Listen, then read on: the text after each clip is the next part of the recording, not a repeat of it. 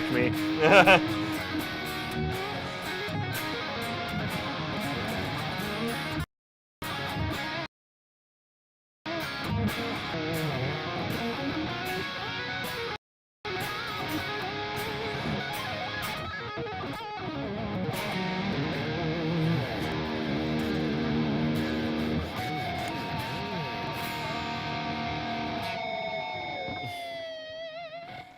It's actually in the noise right, gate. It's in the right key when you do it there. How's it going, everybody?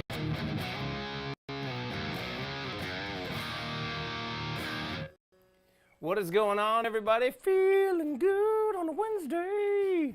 Feeling good. The strings aren't. I put new strings on last, well, I guess I did show them, but I put new strings on a few days ago, and they're flying. Maybe I sweat too much. How's it going? Really good. This guitar feels unbelievable. We set it up a couple weeks ago, didn't we? Yeah. Yeah. Last week. No, 2 weeks. 2 weeks ago we set it up.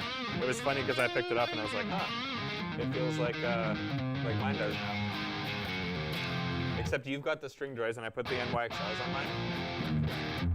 And after picking that up, I don't know, I might put string joys on this next and shoot them out again. It's so good. Yeah, the 11 to 50s are like a great gauge. Yeah, it feels, I mean, it's a half step down, so. Yeah. That's part of why it feels so great. Bringing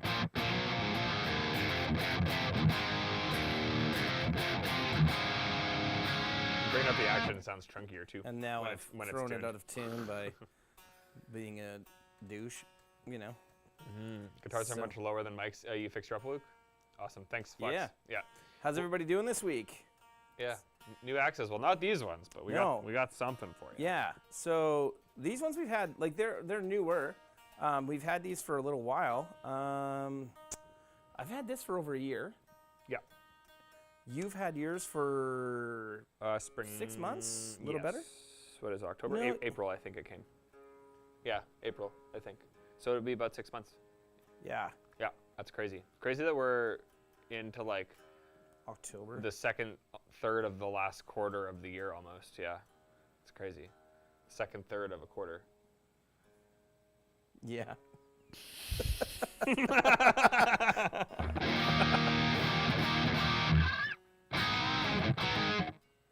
Yeah. Do PRS do a 24-inch neck?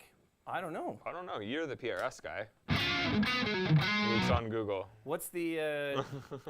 Aren't they all like 24 3/4, like Gibson scale? I thought so.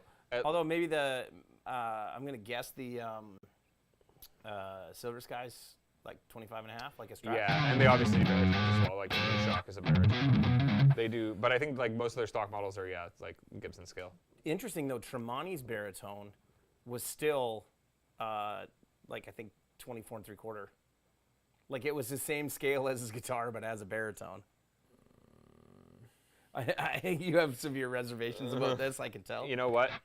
I won't knock something until I try it. But and that depends on so many factors. Personally, if I'm tuning to a B, I want a longer scale.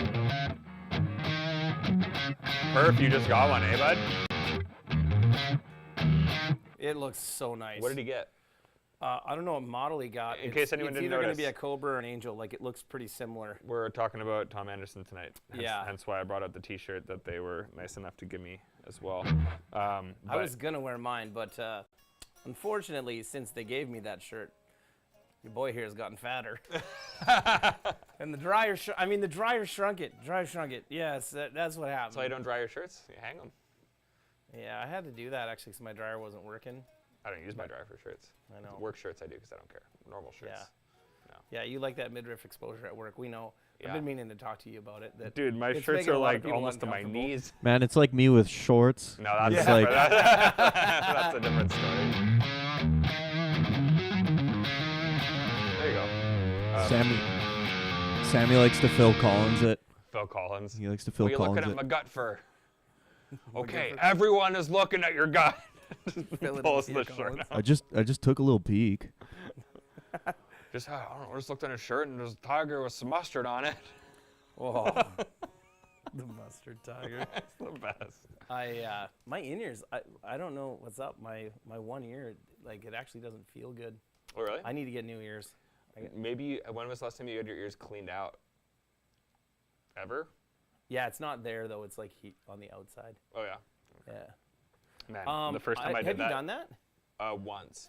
And it was because I actually, like, I pulled the stupid move of, like, there was something in my ear and I just, like, couldn't leave it alone. So I tried to, like, Q-tip it flick it out with a Q-tip and I just compressed it, like, way worse. Gotcha. So that she went in with the thing and, like, it was so much grosser than I thought. But it also was way worse because, like, I had to go in 3 times because it was so bad because I, like, compacted it. So they gave me these drops that would, like, soften it. And I remember the third time I went in, she did this one thing. It's like a plunger they use basically, where they just flush it with water. And it just was like, poof, and my whole head, like, you know, when your sinuses just like release. Yep. It was like I was just like balanced again. I've been wondering. It was crazy. Like, I've been wondering about doing it. I just haven't, and I did have my ears. Like, I did get refitted for a new set of Ultimate ears at NAMM in 2022, maybe. Yeah. I don't remember. And when then you guys did that, it was a couple years ago. Yeah, but they used the like the 3D imaging one. Then like what they used to do is put a bunch of stuff in your ear and then they'd pull it out and it made a mold. That was when Bo was with you, right? Yeah. That was 2021. Yeah, June of or 2020. 22. Because 22 I was there, 23 was last year I was there. I was there 22 and 23. Because one of the, whatever. It was it was 21 or 20. But either way, yeah. What are you talking about? You guys are nuts. No. You were there in January 24. That's this year. And you were there April of April 23. April of I'm stupid. 23. Yeah, 22 is Bo. June yeah, 22. Yeah. Okay, I remember now. So, I remember now. June 22, yeah. And like they did that imaging thing where like I think that would pick up like if you had a bunch of crap in your ear because it shows like you could see like the whole like ear canal. Yeah. And they clean your ears beforehand. And they didn't tell me there's anything else in there, but I don't know, maybe I should go do that. Mm-hmm. What's up? It helps. What's up, Joe? Yeah. Not to get into all that weird shit, but it's good. I mean, a lot of people have like lots of ear issues. Like, do you have tinnitus? No. I have like slight tinnitus. Like I've been very careful with it. My dad forced me to be careful with it. Anytime I went to shows, he would like make sure I had plugs and stuff. You know what's interesting? I never wear earplugs anywhere. Oh yeah, I do everywhere. But what's interesting is I can hear the lights in here. Can you hear the lights? Yeah, I can hear the lights. Yeah. And my tinnitus, when I'm somewhere that doesn't have lights like that, which is almost everywhere, has something with that like really, like kind of high pitched thing. I hear that when I put my head on my pillow at night still. And that's what terrible. my tinnitus is like. My But I dad can has hear the that. lights because if you turn them off, it goes away for a bit. So it's weird. Right. Yeah. In general, I like sleeping with like a fan or something, but like I don't unless I'm like freshly from a show or like on tour. If we have like a hotel or something, it's terrible after the show. Always. If it's on the bus, it's fine because you're moving. That's the one thing I like about sleeping on the bus is you get a little bit of that noise.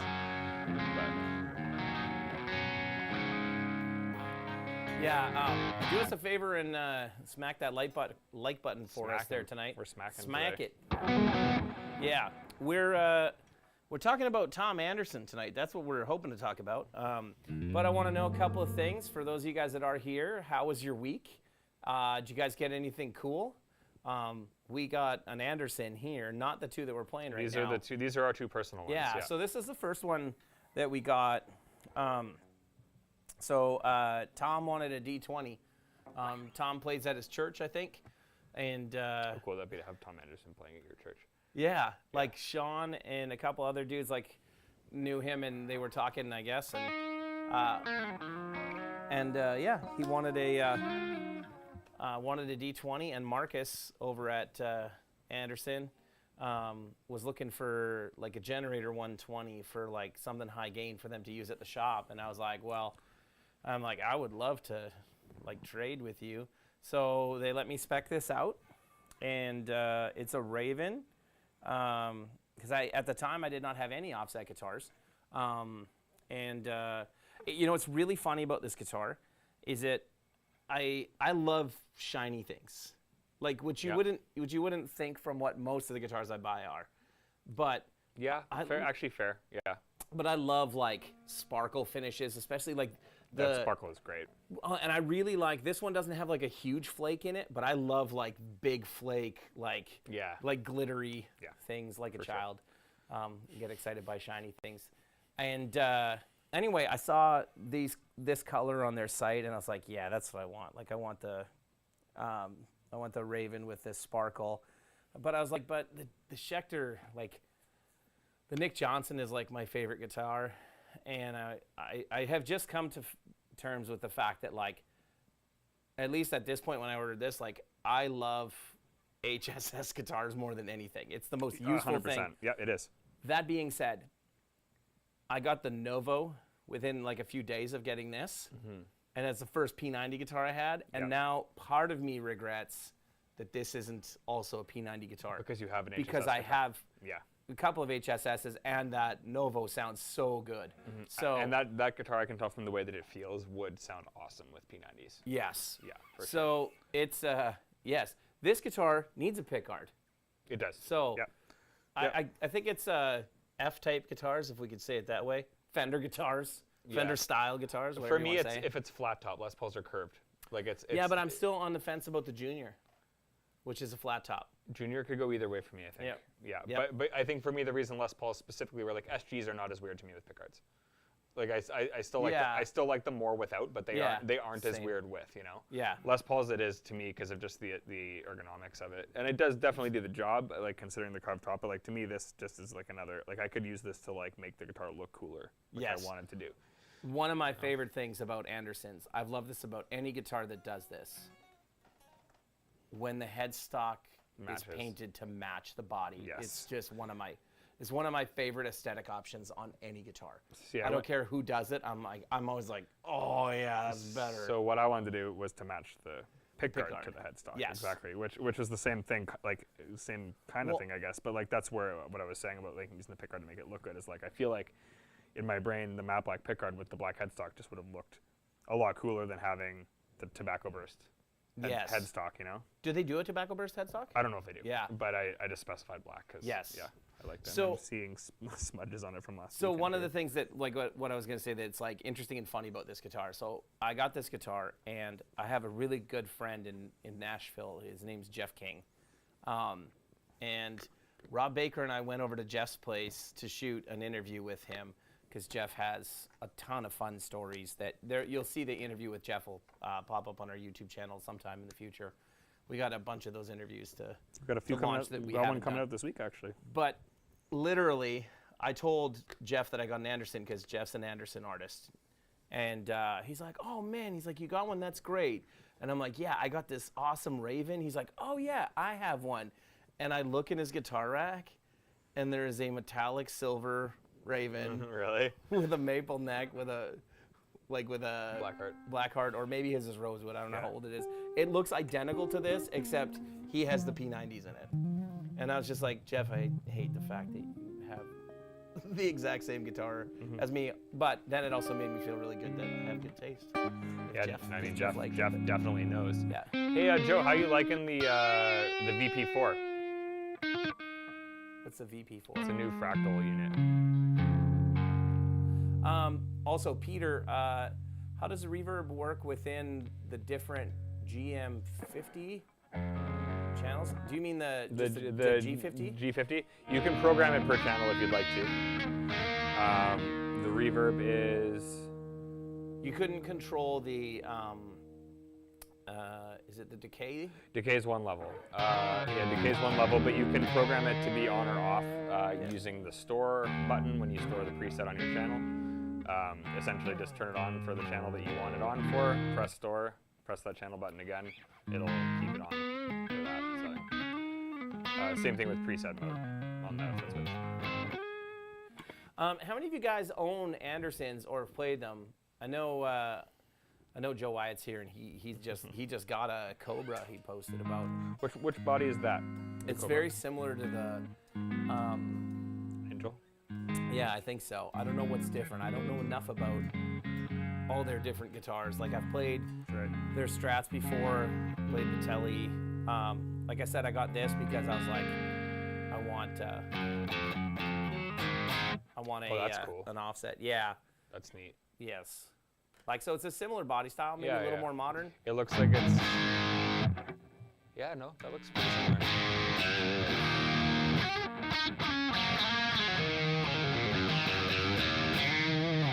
Yeah.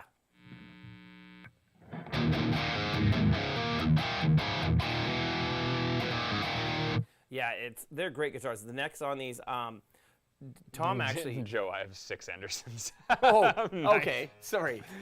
Yes. So you know what you like. That's You sick. guys got to check out, Joe, you're going to help me out here because I'm terrible at remembering the names of things. Joe's got a new YouTube channel that he started too.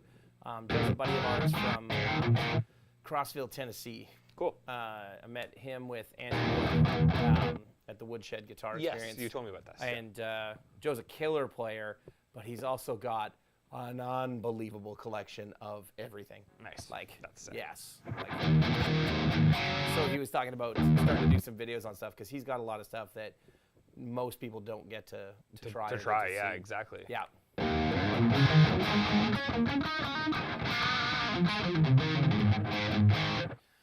Yeah, they don't really have them here. I know a few guys in Winnipeg that own Andersons. We actually borrowed one for tonight from our good buddy Murray Pulver. Yep, Steve has one too. Yeah, Steve's got a couple of them. Yeah. Yeah, which he probably got because of Murray Pulver's, like from seeing Murray. Yeah. It's one of those guitars that I feel like there's a few players around town that Murray was playing them, so then they bought them, just like when Joey and Ariel started playing Sirs. Yeah. Then a bunch of guys around town started getting Sirs. Yeah. Passion for Tone is Joe's channel, so check that out, guys. Perf's just 6. Yeah. Perf, tell us about the one that you just picked up. Are we not allowed to talk about that?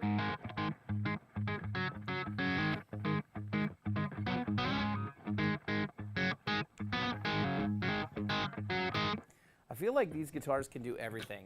I mean, They absolutely can. I'll Actually- say, go ahead. I saw you on Saturday night for the Higher Lows release, and that's what you were Yeah. making all the noise with. It sounds great. Yeah, it sounded great. The show went good. Yeah. I've used this now. That was the first heavier show that I've used this for. I've used this for almost. Marcus! There he is. What's up, dude? Yeah. Marcus is the guy responsible for our problem now. Yes. Yes. So I've used this on all the corporate gigs I've done since I got it, and Yeah. it's been amazing because, like, as you're saying, it does everything. Like, there's some stuff that's like disco chording, there's some country stuff, and even between position 2, like on the clean, that's not clean. Even between like position 2, you can get like the country Yeah, thing, yeah. and then position 4.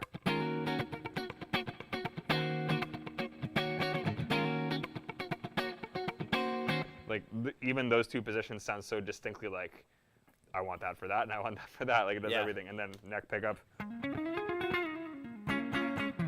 It's like there's your Les Paul. Like it literally does everything.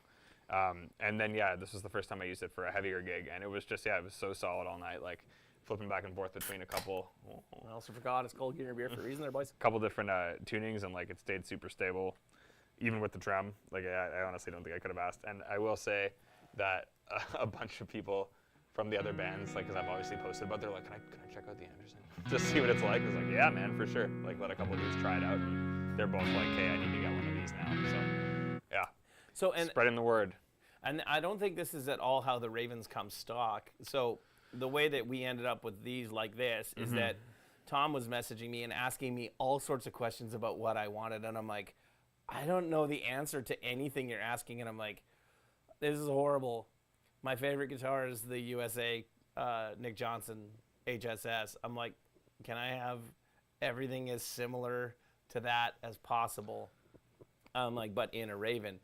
And he was just like, yeah, he's like, I think I can figure that out. Yeah. And like, it exceeded my expectations by leaps and bounds. I am now, though, like super curious after getting the Novo with the Mastery Tram, like, Would how you would have this liked be? that? Yeah. Well, not would I like it more, because this is, like, without a doubt, a perfect guitar to pair, like, the, one time I will play at church this year. When I take 2 guitars, it'd be this and the Schecter. Yeah. So like you can go back and forth like really easily, like, or I can, because they just knocked it out of the park for it being like as comfortable, and also sonically it's very similar. It's so balanced. I let Chad Murphy use this for that Dallas gig here, and he came up after and said, he's like, man, I literally can't believe some of the sounds I was getting with the bridge pickup on that guitar, like with the same tones I've been using for all of these shows. It's like there's just something different about it. So yeah. Peter, what's up, man? Good to have you back. So On the G50, I think is what we're going at there, Peter. So the reverb is assignable per channel, and that's pretty much all it is. There's a decay level on the back. It is a digital reverb. I believe it is kind of where the effects loop would sit within the amp. It's after the preamp, before the power section. And then, yeah, like the way you can store presets with the amp, like the decay level itself is not programmable, but you can choose whether you want it on or off per channel or per preset that you save. Yeah, that's works pretty much exactly the same as it does on the Generator 120. Yeah, so. I'm not sure if we've tried it out, but it is programmable for sure. So, look, I pointed at the screen as if like anybody realizes that we're looking at a TV screen right there. Yeah. So Perf got an Angel 24 fret Swamp Ash body, beautiful quilt top with a Floyd. Yeah, it's like like kind of a pinky purple color, like burst that he got. He showed me a bunch of pictures. Yeah. So nice. Like, yeah. It's almost like it was built for you, considering what we were talking about, what kind of guitar you were looking for when we were at Guitar Summit, eh, Perf? Like, you won't appreciate that Tradition Sweet Berry wine as much as we. No? We were quoting Steve Brule before the stream even started, or I was. They didn't understand. Cynthia Drangus will be friends. Yeah. Nice. Supposed to spit it out. Yeah. Yeah, so like they cover like so many bases. So if you haven't tried a Tom Anderson, you guys need to go to their website, check their dealer listings, and see where there's a dealer near you to go and check them out, because they are truly like man, like I would say they're kind of like the Ferraris of guitars in my opinion. Like there's a lot of really great guitars out there, but you know, there's this is like a sports car for sure. Yeah, and it's like a mixture of like classiness with like that's the thing is like it looked like I wanted something that looked classic but felt modern. Yeah, and that's what it is. You know? When I say Ferrari, I mean it more like it's the highest end that you can kind of get to. So yeah, it's definitely worth checking out. Speaking of guitar stores, here's my shameless plug. I don't know if any of you guys saw, I started posting, I've been going to guitar stores all over, all over. Everywhere. Canada, the US, Europe, the UK, and just shooting fun little guitar store videos called Let's Check Out the Guitar Store, and Luke just put a link to it on for the Instagram channel for it, so head on over there and give us a follow if you guys want to see, you know, a bunch of cool shops, so that when you're traveling, you can make notes of like where's a cool shop for you to like hop into and check out. Yeah, definitely, and also just see like there's so many storefront shops these days that still have so much cool stuff. Like people are just resorting to online for everything, and it's like obviously that makes a lot of this gear really accessible. But being able to go to stores like that and actually try all this stuff out is like a different experience. Can't feel the neck online. Not gonna work. So, Perf, you shot a factory tour. That's awesome. I shot one while I was there, and like an idiot, I didn't use proper mics. I just shot it with my phone, and you can't really hear Tom in any of the videos. So Dorian was like, "Yeah, this ain't gonna work at all." So I'm gonna have to redo it. Sorry, Marcus and Tom. The next time I come to California. Guess that means we have to go back in January. Yeah. Can you scroll up? I just want to answer one other question. So, yeah, right there, Matthew. Matthew says, "Hey, what's your favorite high gain amps that aren't revs?" Good question. You can go first. I enjoy. So I grew up enjoying and playing like 5150 style amps. So if I had to pick an overall like all time, probably that. I really enjoy Friedman's quite a bit. I like kind of the boosted Marshall thing. Yeah. I've learned to like that, especially for more of like the punk rock tones. Yeah. For metal stuff, honestly, kind of hard to beat a 5150, whether that be a PV or an EVH. I do like the EVH ones quite a bit. Like obviously a Blockletter 5150's got some mojo to it. Yep. But I think that the new 5150s sound awesome. The 5134 sounds awesome. The one thing with them is the clean channel thing for me. But I feel like there's ways to work around it. So. Out of the 5150 variants, I actually prefer the 5152 over all of them. with the extra preamp stage, which is the 6505 plus. I don't know. It I is. just know that. So the 6505 is a 5150, 6505 plus is a 5152. Oh, yeah. It's the extra preamp stage. That one up there Yeah. is awesome. Yeah. I want that one. Yeah, they all sound good. Um, Out of the stuff here as well, yeah, the free high gain amp for me, Marshall slash AFT 100. I was going to say for Derek, it's got to be the FD. I won't say that that's one of my all-time favorites, just because but I will say that like it's ridiculously good. Yeah, it's awesome. Yeah, it's very impressive. I like everything though. Yeah. Like Friedman's, like Mezzobarbas, like Mesa Boogies. Yeah. One of the dudes. Marshalls. I don't know what time you guys got to the show. You guys just saw us. I don't know if you saw Locator before us, but Locator was using a Soldano. It was like a 50. Was it? Oh, the SLO 30. SLO 30. I have no idea, but it sounded real good. It was a 50. It was a 50-watt one, and it was old. It was Nastro 50. It was super old, and it sounded real good. And then the other guy was using an Engel Fireball, and it was sweet. He also plays with a lot of chorus. And do you see what he was using? He's using his Zoom C1 multi-effect. And it sounded awesome. You know, people make fun of it, but Yeah. when I played in a band, my go-to delay was the Zoom 508. Yeah. Like that cheap, like the 505, I think was the multi-effect. Like, Yeah. I still have it. My dad still has one that he uses for just like a couple specific things that it does well. Like It sounds really good. Yeah. Like it's weird. It shouldn't. Like it's cheap plastic garbage, but yeah. like that's like the Dan Electro cool too. Like for certain sounds, it does it. You I know? went from that 508 to I think to the Dan Electro Dan Echo, and then from there to the DL4. Mm-hmm. That was like my progression of delays. Never got into the Boss like DD5, DD3, DD7, any of those. I kind of went right to a carbon copy. Honestly. I didn't know about boutique pedals back then. I knew about Boss, Yeah. knew about Line 6, knew about Dan Electro, I had like DOD. once I started building a pedal board and like had gone beyond. No, I had a pod for a bit. That's what it was. I was trying to remember what it was.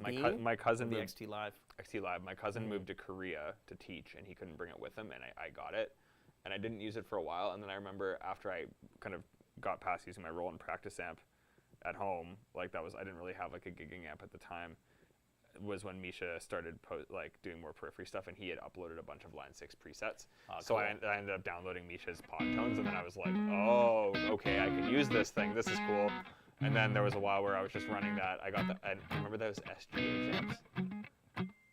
Marshalls? No, the company was called SGH. Oh, yeah, They were all solid state.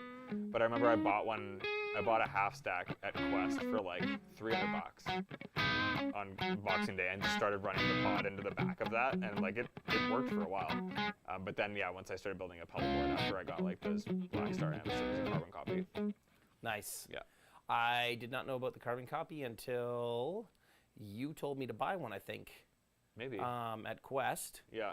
And because I was just looking for I think I came in and was like, I need just a cheap single stomp delay, or like a decent one, but like I didn't need a digital delay, like something just to put into the loop of an amp. Yeah. And we were using it at the Dallas Guitar Show because Dan was like, we should put a delay pedal. And I put it in front. Yeah, I remember that. And then Dan was like, why are you putting that in front? I'm like, well, that's how I always use my delays. He's like, no, you put it in the effects loop. I'm like, why? And then you do it, and you're like, then he did it, and I was like, oh, that's why. Yeah, it makes a huge difference for time-based stuff. Yeah. But there is something to Scott? be said for smashing a preamp and getting those sounds, you know. Scott, have you played the Mesa JP2C? Sessions with Jeff asks if we've AB'd the 6505 and 5150. I have. Yeah. I have not. Craker, we have a JP2C here. There's one right there. I don't know if you know that, but he only works just over there, so I don't know if he knows about the thing that's over here. So. Yeah, sorry, Jeff. Obviously, there's certain. Okay, here's the thing. I think the tubes make the biggest difference, and I think that the ones that I've tried from the '90s that still, or like early 2000s that still have tubes from that era, do sound better. But I think it is specifically the tubes, and we experienced that with like the new old stock when we had to do that too, right? Like, remember we got that one batch, and I sent out some to a customer for like a warranty repair on his amp, and I'm like, all we really have is these new old stock. Is that cool? And he's like, yeah. And we sent out, and he put them in. He emailed me. He's like, these sound crazy good. And it was like an old set of TADs from like the early 2000s that we bought when there was that tube crisis. We bought them from like a third-party thing. Oh, you're talking about shoe-going stuff. Yeah, but Yeah. they were like old ones, and Yeah. So I guess when Jeff is asking, Shoe preamp tubes were the best for high gain. Yeah, when Jeff's asking if I prefer a 6505 or 5150 with similar tubes, there's a very negligible difference to my ear. But if you have an old, like a 90s one with some of the original like caps and tubes and stuff like that, those are what make a big difference to me. I never went like rack multi-effects with ART, but my first multi-effects board was the ART ECC, the Effects Command Center. Yeah, we tried that thing on here. It wasn't thing bad. rips, man. It wasn't bad at all. Yeah. Yeah.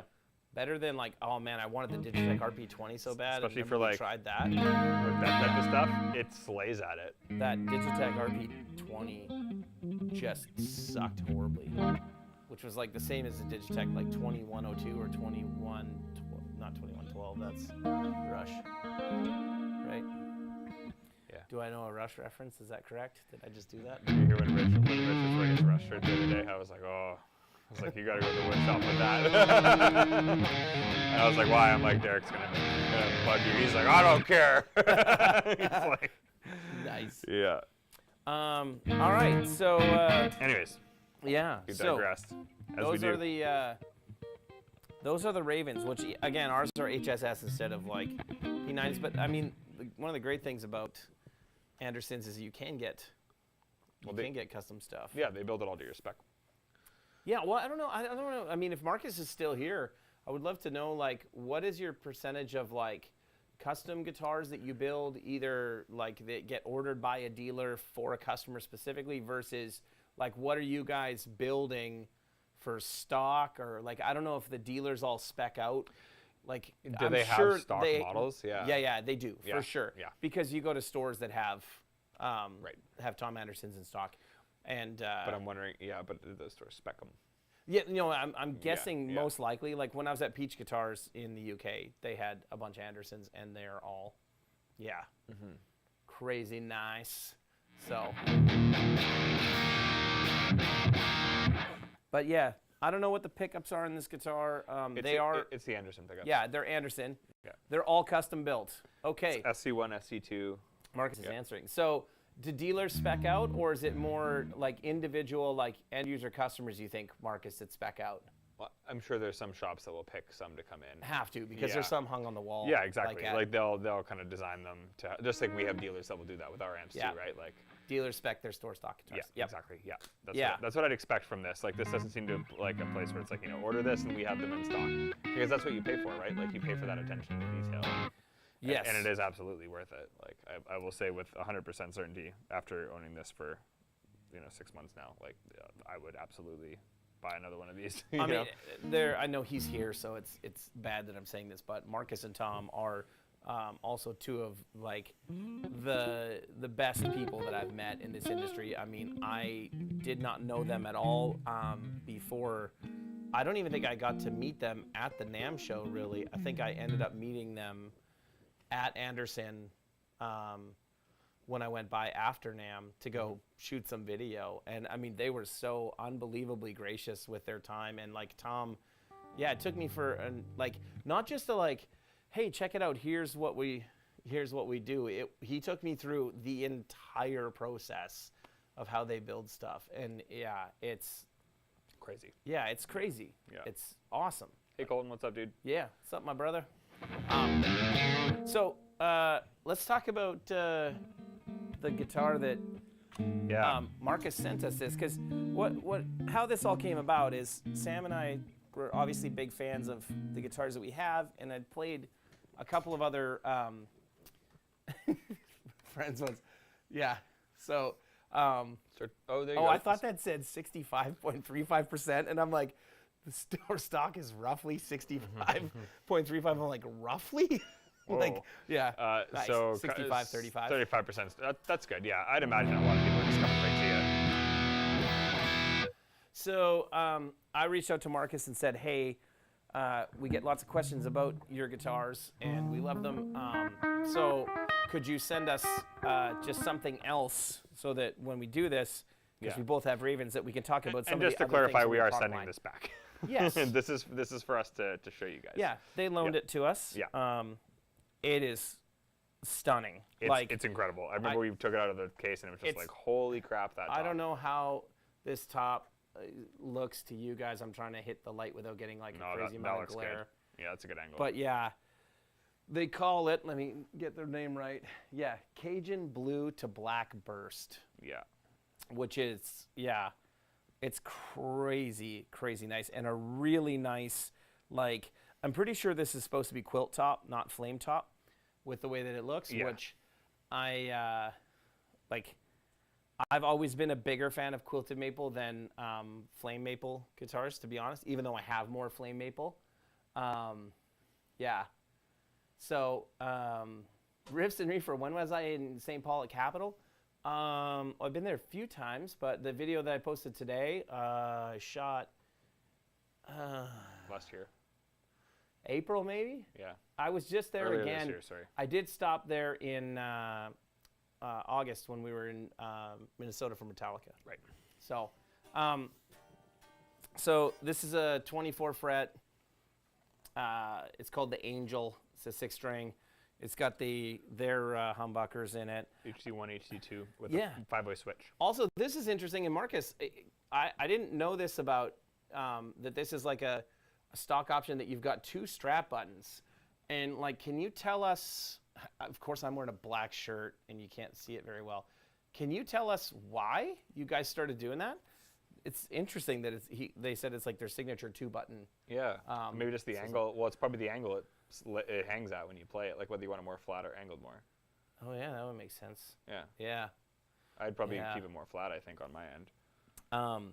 Also, love reverse headstock guitars. Yeah, and I love the blue logo to match the body. Yeah. Yeah. You haven't played this plugged in yet, have you? I have not. It's crazy. No, we unboxed it, and I felt the neck on it, and as soon as I felt the neck, I was like, yep. Yeah.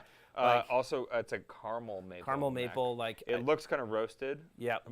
And it's also got the 40th like mine does, so it was made this year. Yeah. Which is awesome. Mine doesn't have that fancy thing. Mine was made in the 39th year, I think. It was.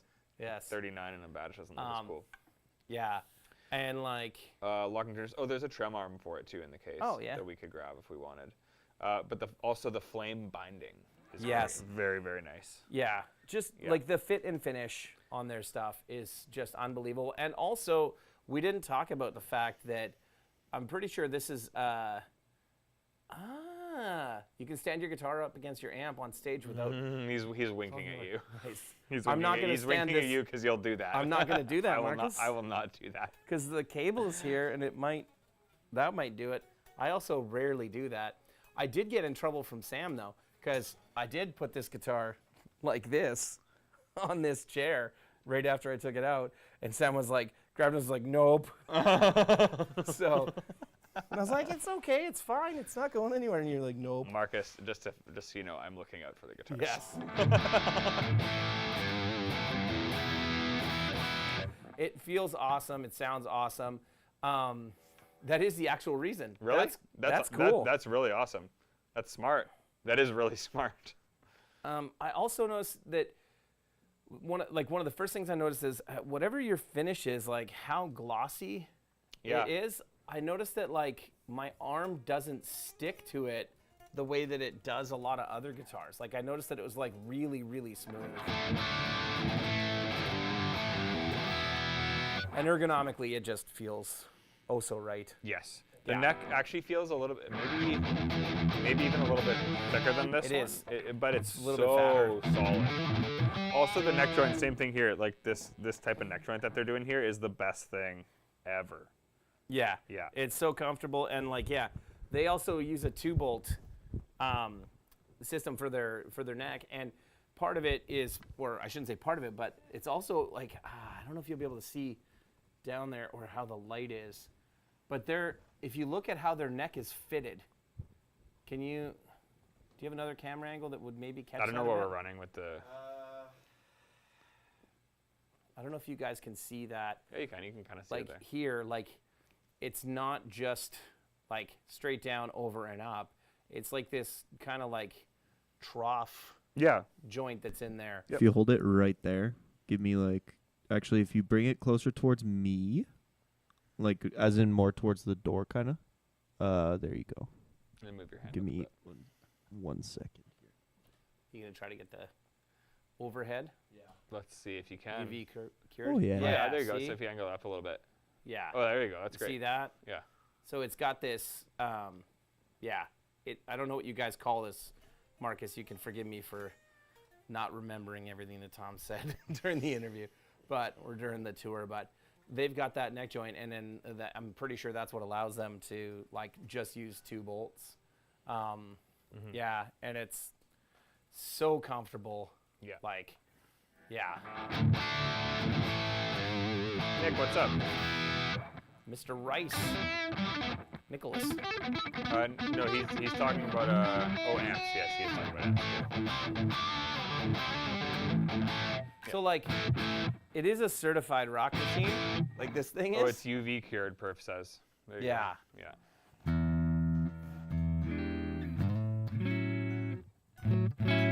Do I have any effects? I do.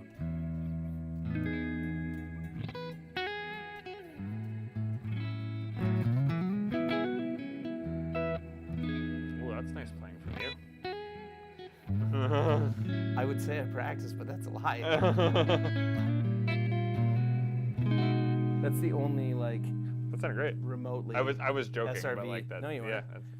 Everybody, I would just like you to note that Sam likes to take these little digs at me when he can, because he can't get in trouble for it on the live stream because I can't yell while the cameras are I just rolling. haven't heard you play licks like that, like little hammer-on-you floaty things. Derek calls them hipster licks when he's not on camera. Watch Oh, no, I your call them microaggressions, flicks bro. on camera. What'd you say? So watch your microaggressions, bro.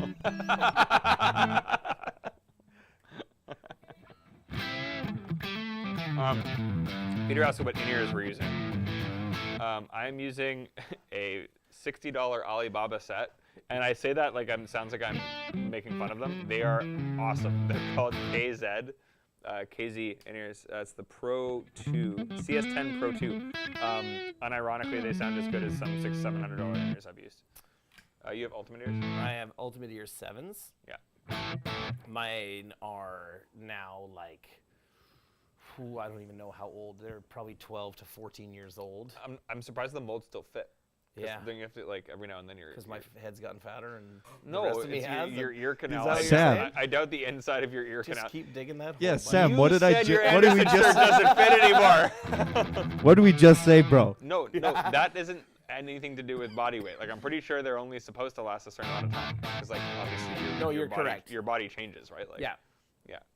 I'm going to take it as you making fun of my weight, my size, all sorts of things. I mean, you just mocked my playing.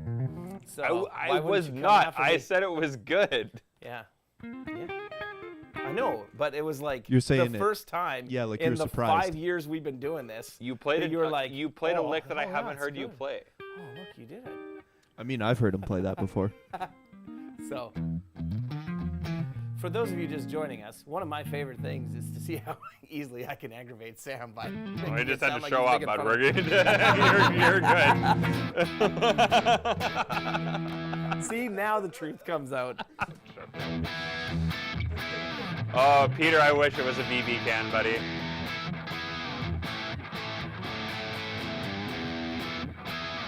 Yeah. Also, Nick, thank you. I think this is a very Nick Rice-looking guitar. Nick, you like Tobacco Burst, though, don't you? You had that Telly that kind of had this kind of finish, too, right? Yeah.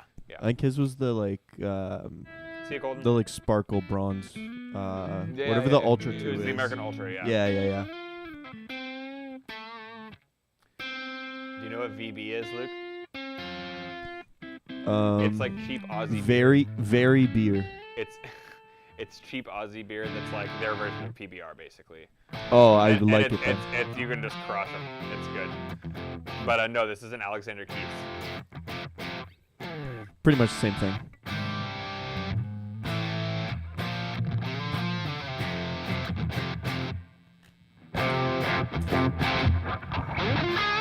Oh, what keys it in?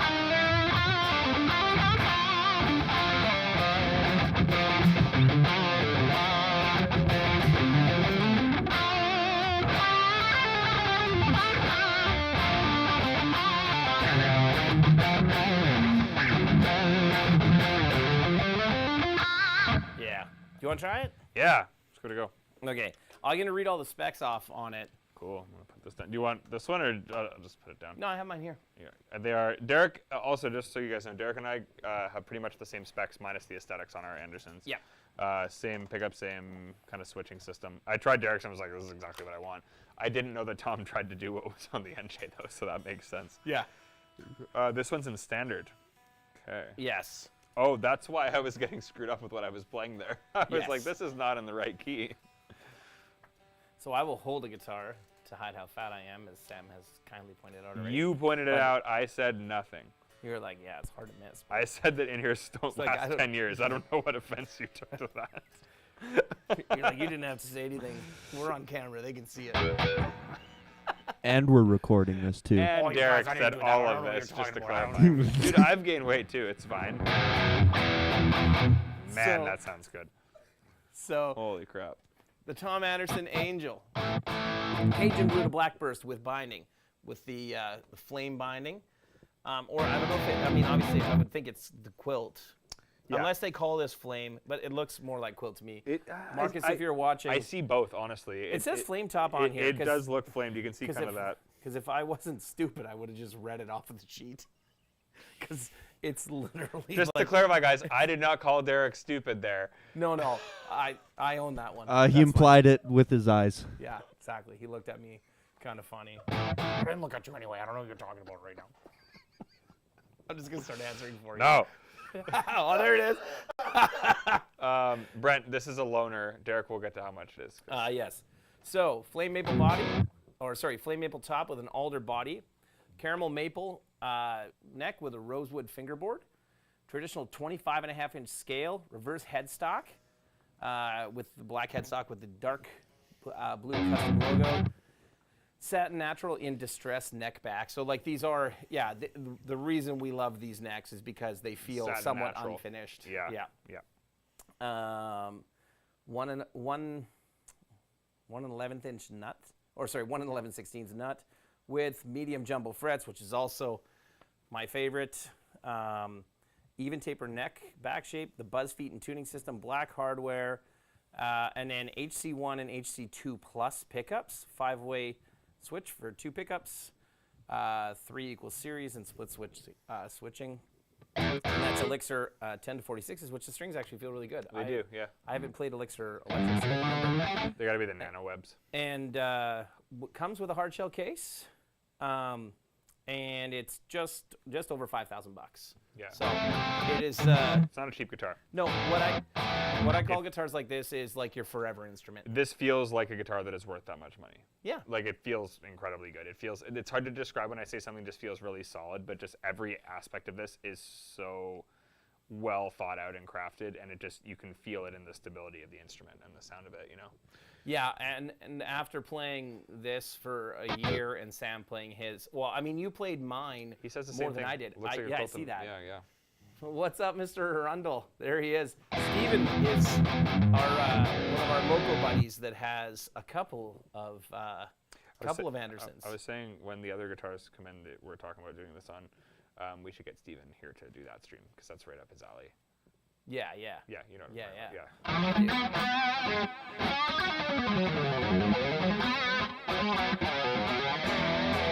But does it Let's get rid of those effects. Hold on. Hold on. Also, what are you guys drinking tonight? And if you haven't, if you could kindly hit the subscribe button and the like button, that would be great.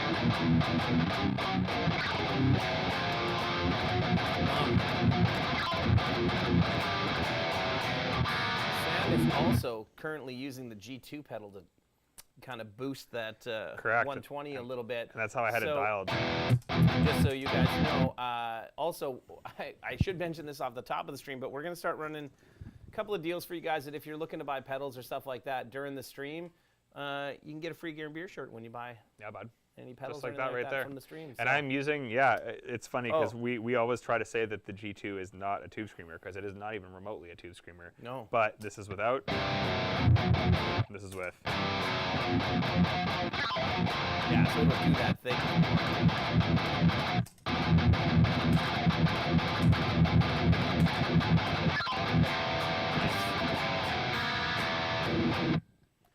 nice. So and Luke with the fancy little QR code that if you scan the QR code, it'll take you to the deals on the website. Luke, I know you just like that chord. It goes.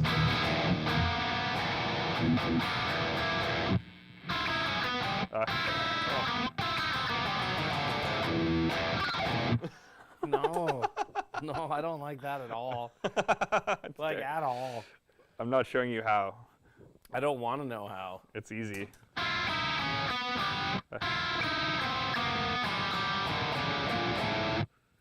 I'm literally just doing 1 fret higher, so Yeah, it's, I know. and then 1 fret lower. That's terrible, dude. Yeah.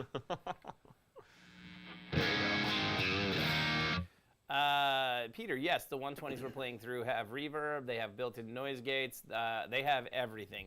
We have everything. And all of the and they do have a power soak kind of like you can adjust the wattage down to 10 watts. Correct. So, You can. which in my opinion is one of the most useless features we put on any amplifier. And that I never use it because nope. There are some amps where I could see it being beneficial, but the way that Dan voices these, it doesn't really matter. Like the channels, at least on the big amps, like obviously a D20 or a D40, you do get a bit more when you push it like that. Well, you don't buy a 120 watt amp because you want less headroom. No. So dumping it down to 10 watts just means that you're gonna have it break up on the clean channel faster. A lot of people, actually I would love to know for how our viewers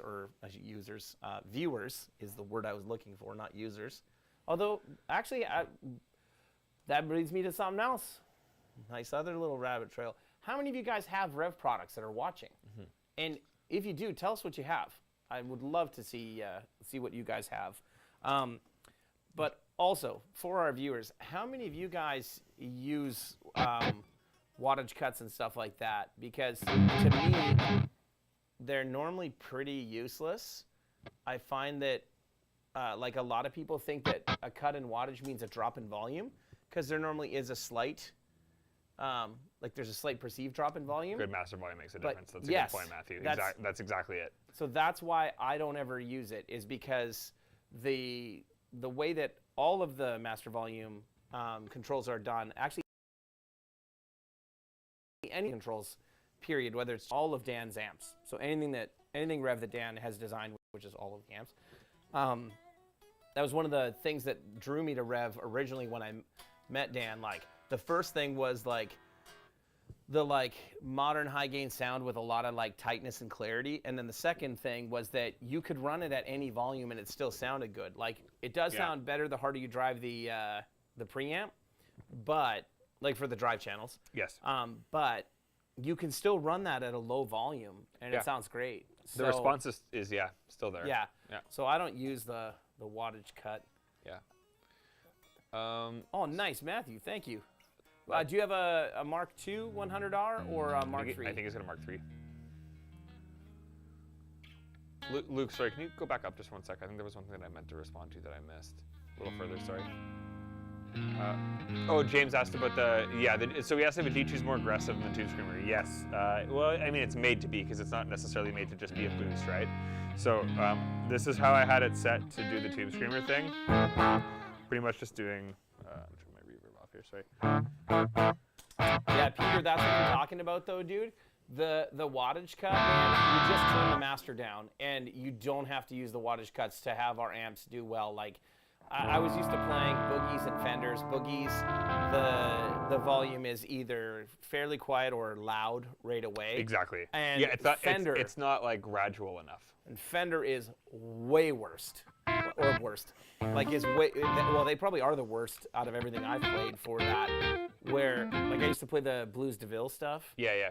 Oh yeah, like the 410 DeVille. It gets hairy real quick. Well, yeah, it goes from 1 to 12. Mm-hmm. Not to 10, which I don't understand why it's to 12. Spinal Tap. I guess so. They want it to be one more than Spinal Tap. And the I found that like from 0 to 1.5 was loud, and 1.5 all the way to 12 made almost no difference. So. Did you see what Nick said? I had the CTO So Chief Technical Officer of CCLI. Ooh, that's the essentially the what would you call that?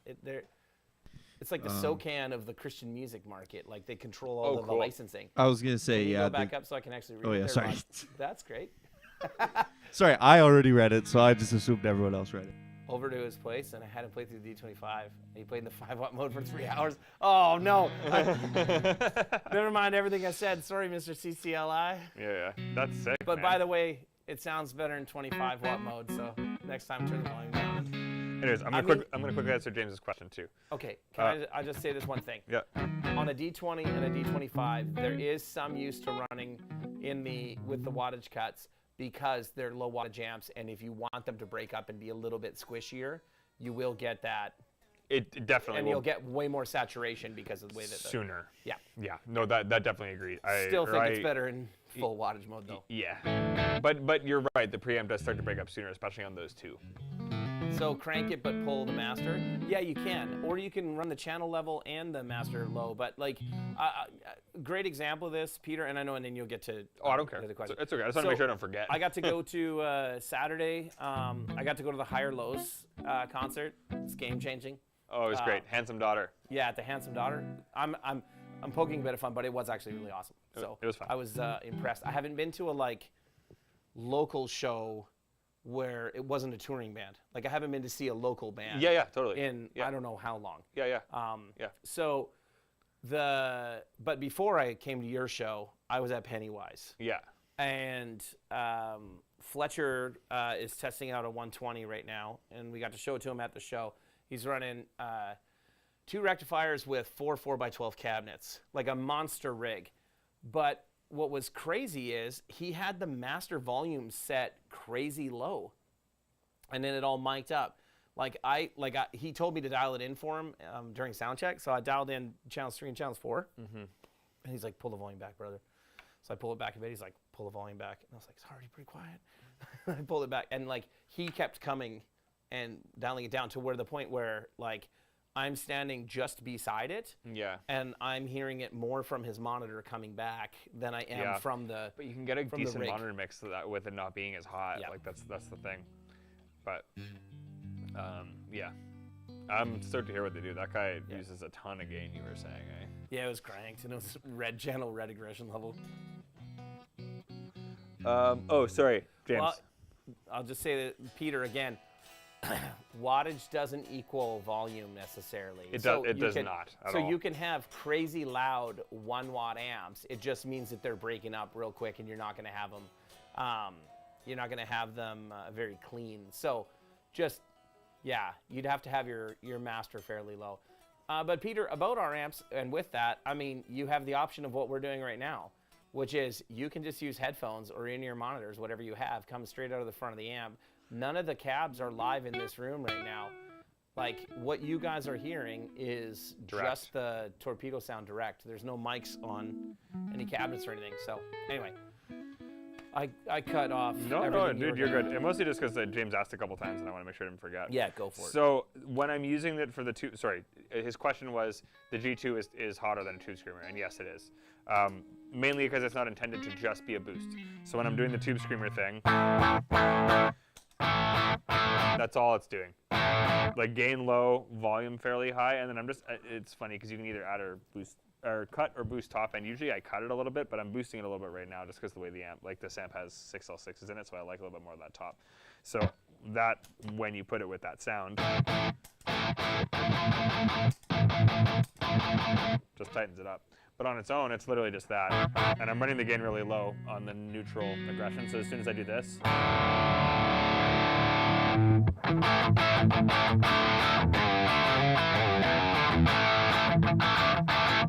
that's on the normal aggression. If you want to go to the red aggression and crank it, this is about as hot as the G2 will get on its own. And this is into a really compressed, clean channel.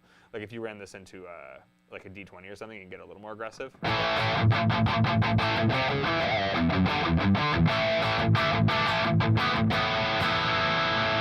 So yeah, it definitely on its own is hotter. It can get into Marshall territory, but if you dial it back and EQ it right, it still boosts well. Oh, there's a tube it. screamer right beside the Eagle Comp. Luke, you could have just said that. I thought you were looking for that. No, I was looking at something else. Oh, no. Okay. Oh, it's all good. I don't need to shoot it out. But I got distracted because I looked over. There's pedals over on the wall over here that, like stuff when we do the pedal shoot, it's like the London Fog and that from last week is up there. Yeah, and that's I saw a the cool pedal pedal. on the top of the dumbbell knobs, and I'm like, what pedal is that? It's the Protein because it used to be here. Oh, yeah. And you guys put up. I'm like, what pedal is that? Yeah. Sorry about that. Use Capture X to attenuate all your amps down 20 dB. Yeah, I don't mind if you're using attenuators, like true attenuators. You can still work the amp properly that way. Yeah, the power section still saturates properly. So, like 2 Notes, the Torpedo Reload, they don't make it anymore, but it had a sweepable attenuator from 0 to 100%. It was like that was money. That was a really good product. Yeah. What's up, Dan? Yeah. And the Torpedo Studio 2 had the best reamp thing. Like reamping with that thing was incredible. That's Reload. The Reload, yeah. Sorry, Dorian showed me how that thing matches impedance. It's crazy. I still can't believe that they killed that product without having another one ready to go. That was a good product. Yeah, apparently eventually there will be like some sort of replacement for it. So Yeah, I will say if anyone from 2 Notes is watching, being able to set the impedance They're like that not. when you're reamping was incredible. They're not, but if Guillaume ever watches an hour into one of our streams for one reason that will never ever happen, No, then maybe he'll listen. maybe if he's on it. Yeah. So, Anyways, so this guitar definitely feels more aggressive to me than the Ravens, and I think it feels like Yeah. the scale might be a bit longer. I guess it's strat scale, but it is 24 frets. yes. So there might just be a little bit more length there, but it just feels so solid, and like it is a bit tighter. But also the clean tones, like It does everything. yeah, the splits sound different too, obviously because it's humbuckers. Oh, there's but split coil. What about, does it have like no taps. no taps? Okay. Oh yeah, it does. Sorry.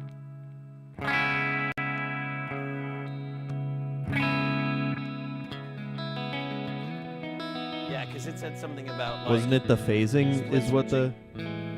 Isn't that what the 5-way does is phasing? Maybe. I think that's what it said. Hold on.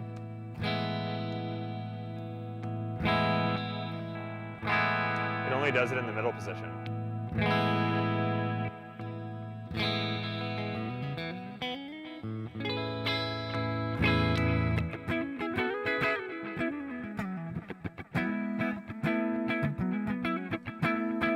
Yeah, position 4 is great.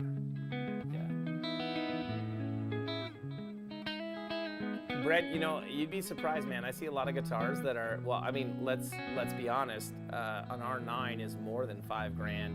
And there you go, 2 and 4 2 and 4 are parallel. There you go. R9's more than $5,000, and it does not do everything. So there's a lot of guitars that Any I've played. 3 of these guitars I could use for any gig, no question. Yeah. And it would do like well for that gig. Yeah, I mean, my biggest thing and like the biggest compliment I can play to these guitars, pay to these guitars is just the fretwork and the necks are just like absolutely flawless. And like the finishes too, but just the way this neck feels is like it. Yeah. This is probably like one of the top 3 best necks I've ever felt on a guitar. I mean, you guys can tell by the fact that Sam paid me a compliment about playing like.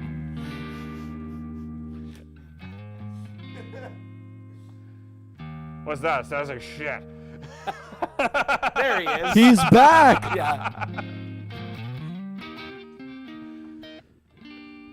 Oh, I didn't have my reverb on. Oh, there you go. Oh, it was that was making it sound good. Tone knob up splits both pickups in 3. Cool. Would that be the same as my Raven then, Marcus? I guess it's a HSS, so maybe not, but I've noticed in the Raven, it's the same thing, just in the middle position. Brent says Gibson 5K is different. Yeah. There you go. Yes, highlight that comment. They stay in tune incredibly well. So this is from a guy who gigs 2 of these guitars, like a lot. I don't see Steve gigging without them. Yeah, the only other guitar I see him with is he's got that ES335 that is like super money. Yeah. Like such a good guitar. Luke is giving the. Yeah, it's a nice 35. Yeah, it's really nice. When this one came here out of the case, it was still in tune. I brought this one home after the gig last week and picked it up for the first time. I haven't played in a few days, and I picked it up and it was in tune still. And that was after playing a real hot, sweaty show with it, and it was still in tune perfectly. Setup was still perfect. Well, yeah, and you've gigged this guitar, haven't you? Nope. I thought you borrowed this one.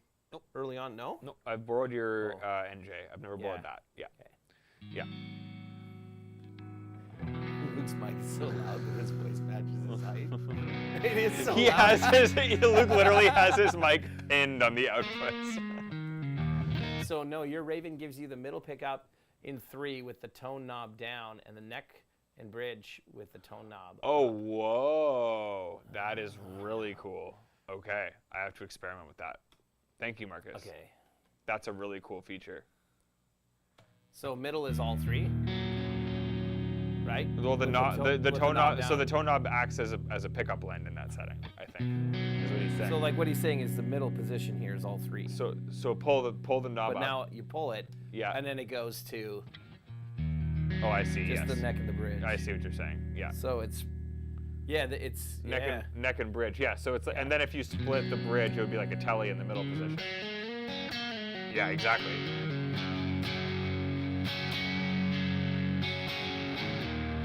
That's a good question from Rick.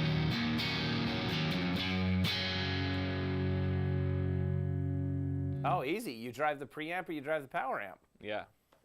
right? Like if you run the channel level, you're driving the preamp harder, which means you're going to drive your preamp tubes way harder. And the power amp, I mean, you can get a preamp to break up way better, obviously, because it's designed to do that on the drive channels, right? And it's easier to get a preamp tube to break up than to get the power tubes to break up.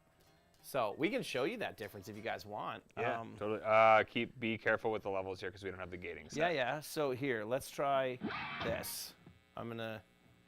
Okay. So you're the top left, where the cursor's right now. Okay. So, how I like having this set. Okay, you guys tell me if you can hear the difference. Here is the master turned down. Channel level cranked. Okay. Like turn up a little bit. Okay, and then now here I'm going to turn the channel level down, turn up the master.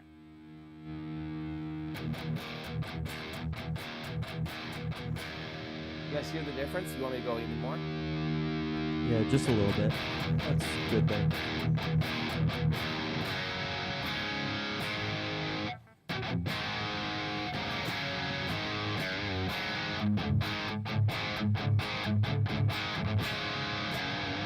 Okay, That sounds chubbier to me. Yeah, but now if I go back to where I would normally have this amp. You can go a bit louder with the master, yeah.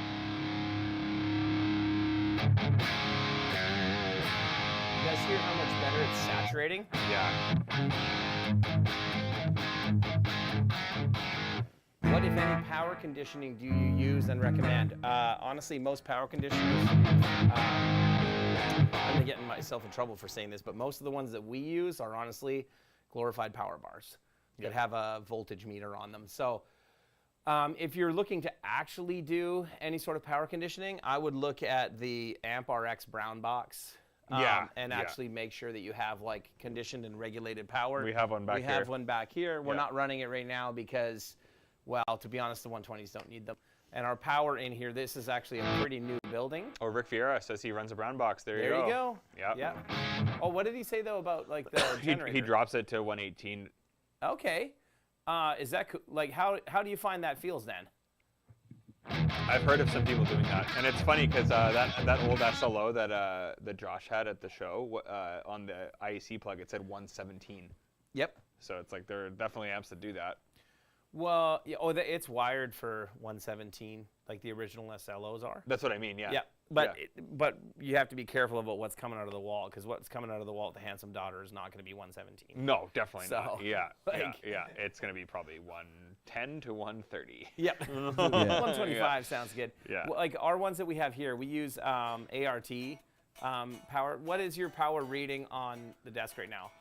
The left one is 121. The right one's 122. There you go. So we're already a little bit over.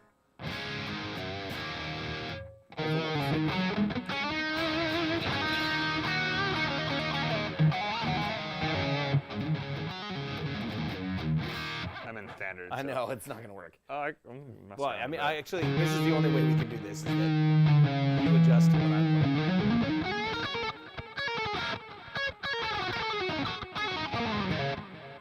You're in standard, right? Yeah. So I'm gonna grab the other guitar that's in standard. Yeah. So, this other Anderson that we've got here tonight Do you want me to grab it off the wall? is older. Yeah, can you without your in-ears? Yep. Like, I think so. we're still using our mobile rig as we, like, figure out what to do. This thing is light. Yes. So this is like, And shout out to Murray Pulver for this. Yes. Yeah. This is Murray's telly that This he's is- had for a minute. yeah, this is a road-worn, like, actual Actual road. road-worn. And, like, this thing is... Okay, Marcus, if it says 82198p, does this mean that this thing is from August 21st, 1998? Have they been doing it that long? Yeah. Oh, yeah. Over 40 years. Yeah. I 40 bet you years, that's there what you it go. is. Oh, yeah, and it does have the two buttons. I didn't even notice before. That's sick. Yeah. So this is, this is Murray's, like, hollow T. I don't know if they call it the hollow T or what. It is definitely, like, it has a quite a bit different neck profile. It's thinner. It's thinner, Yeah. and it's almost a little more V-like down here. This And this then is pre-neck joint. Becomes, yeah, I see. So this is before, Before they that started type of doing neck that joint neck existed. joint. Yeah. Murray was kind enough to lend this to us for the festivities He says, this yeah, evening. that's from 98. Nice. So I bet you this guitar was played with the Crash Test Dummies then Probably. on stage, because that was one of Murray's. Yeah. Oh, what is? There's a 5-way switch in here. Oh. Interesting. Yeah.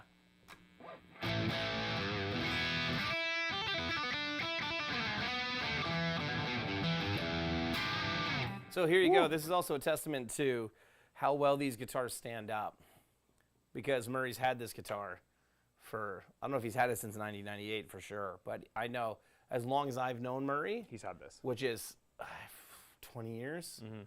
So, yeah, at least 20 years. Yeah, I'm pretty sure he's had it I'm pretty sure I've seen him with it the entire time. And it's got quite a few, like, little battle scars on the back, and yeah. But it's definitely cool. I love the arm contour here for Yeah. Telecaster. Like, Back then, that was kind of forward thinking for a telly, you know?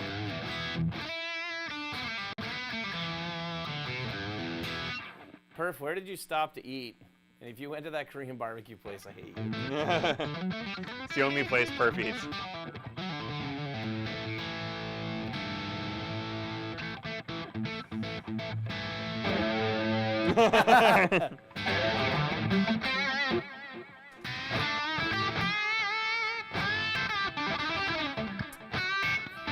Hey, Jen. No, we haven't really talked about doing a G20R, and the reason why is that everybody wanted the 100p when the 100p and the 100R came out. The 100p was the one that outsold the 100R by, like, a lot. Yeah. So when we did that's why when we did the Mark IIIs, it was just the 100p was like the first that we did, and that's why we chose the G20 to be the purple channel, and because of the G3 pedal, like.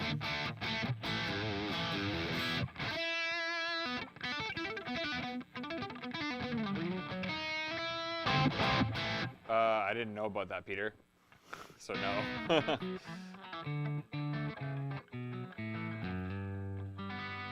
That's not anything we've run into, is it?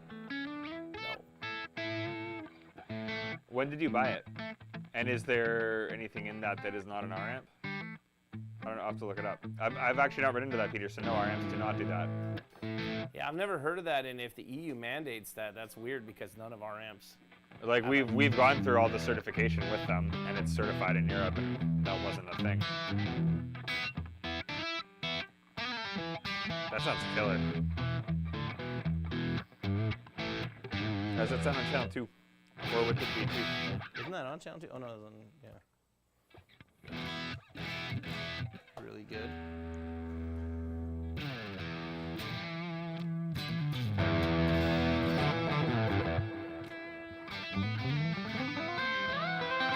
How about the, like...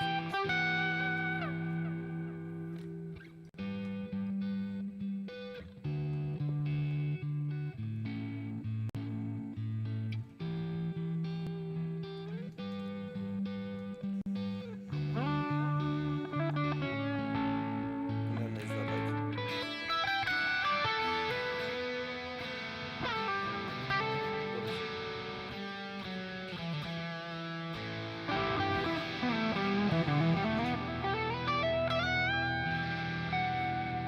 Yeah, it might be. I'm not sure, Peter.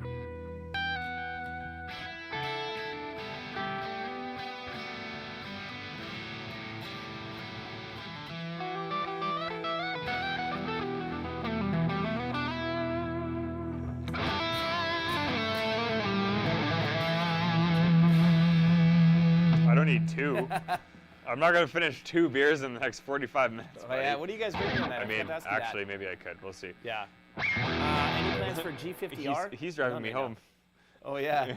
So we're good to go. Last time you can do that for a bit. Why don't we have the watermelon wizard here if somebody's driving you home? We should do it one night. Yeah. Literally The White Claw. everyone knows about that now. Sammy the White Claw watermelon wizard. Yeah. The headstock, like everything on this guitar is awesome. Any of the ones we have here are awesome. I've said this a few times, but I love the blue text so much. Yeah.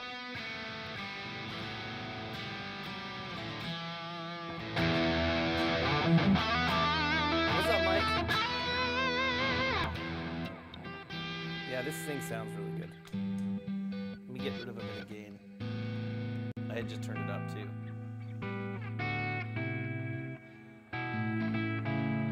So. Too much gain.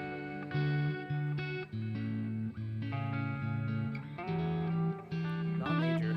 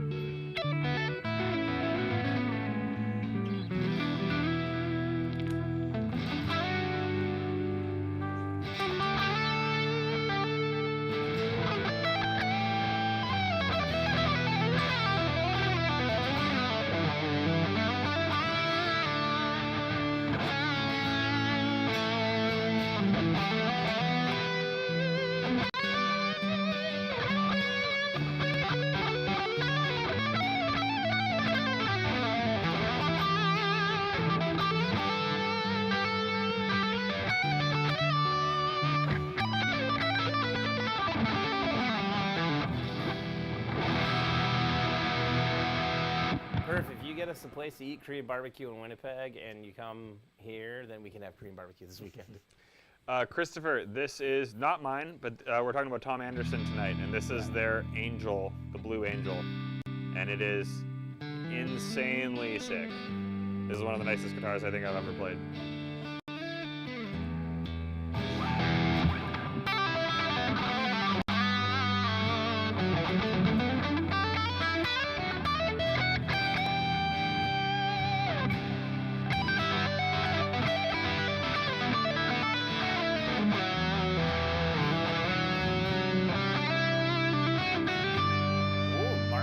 Killer barbecue. Man, we should bring a smoker to man this year. We should. Hey, hey, Hey, we're not there for 3 days though. Let's. We'll be there for longer.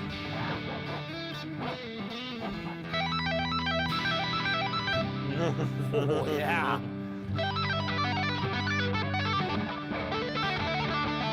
Anybody see Wolfgang Van Halen playing? That was Eruption an octave higher. Oh, was it? Did you see the Ozzy being inducted into the No, Rock but Hall of Fame? I saw people post about it, and I saw And- Wolf get shared a bunch. Yeah. Yeah, he's playing Crazy Train. Played the solo for Crazy Train and just Just murdered just it. ripped it. Yeah. The dude is so good. Yeah. Yeah. Yeah. Marcus, if you're still watching, what do you do differently on the? I don't know if it's called the Hollow T, but like this is the chambered or hollow Telecaster style trade guitar. off? Can I give that a go? Yeah, I'll trade you. Try to, yeah. What do you guys do differently on those now compared to what this one here we have is? Because obviously the neck joint is your guys' proprietary joint. This and neck is killer. And Yeah. this is so, like, even, like, sitting like that. It's so balanced.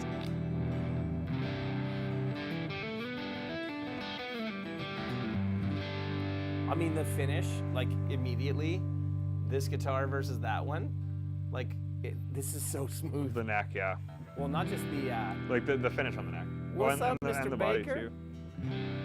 There he is, right there.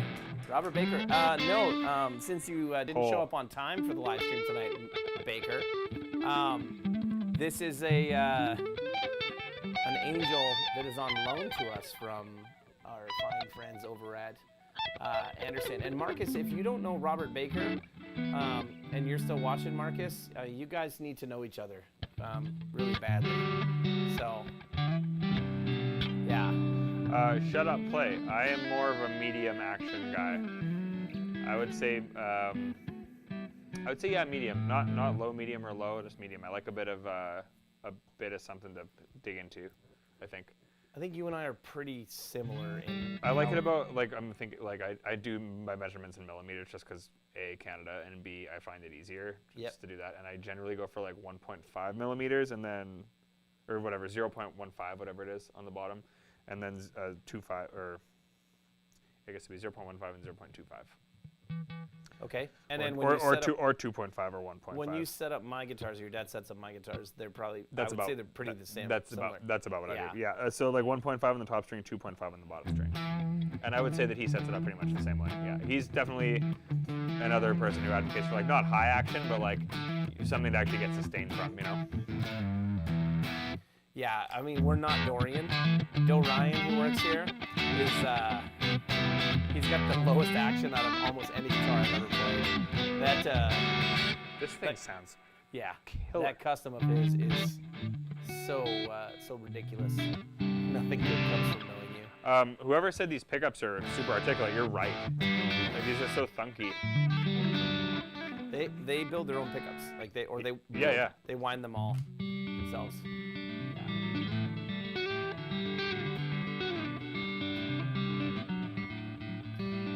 Ooh, do we have a preference of V30s or creambacks in a cab, or a combination of the two? I like the X pattern in 4x12s, 2 V30s, 2 G12 H75 creambacks for me over the 65s. 65s are good, but I feel like there's a little bit more bottom end on the 75s. Like on the higher wattage ones? Definitely. I definitely prefer when I have one speaker. I prefer creamback. I like a mix of everything. I was going to say, if it's one, I'm going to go with the G12H over the... Although, I will say Sean is right that whenever we've had stuff that's mic'd up and recorded like direct from a mic, I prefer the V30 over the... No, he's not wrong. No. Yeah. He's got the... Yeah. That guy's got the ears and the hands. Sean generally knows what's correct. Ooh. Can't do it again. I don't know what I did.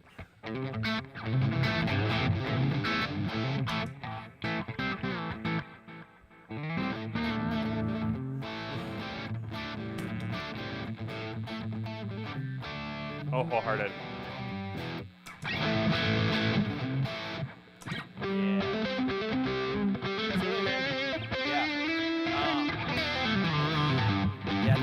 feels so good. And this guitar sounds so good. Cool. Yeah. Woo! Sorry, Murray. Hello.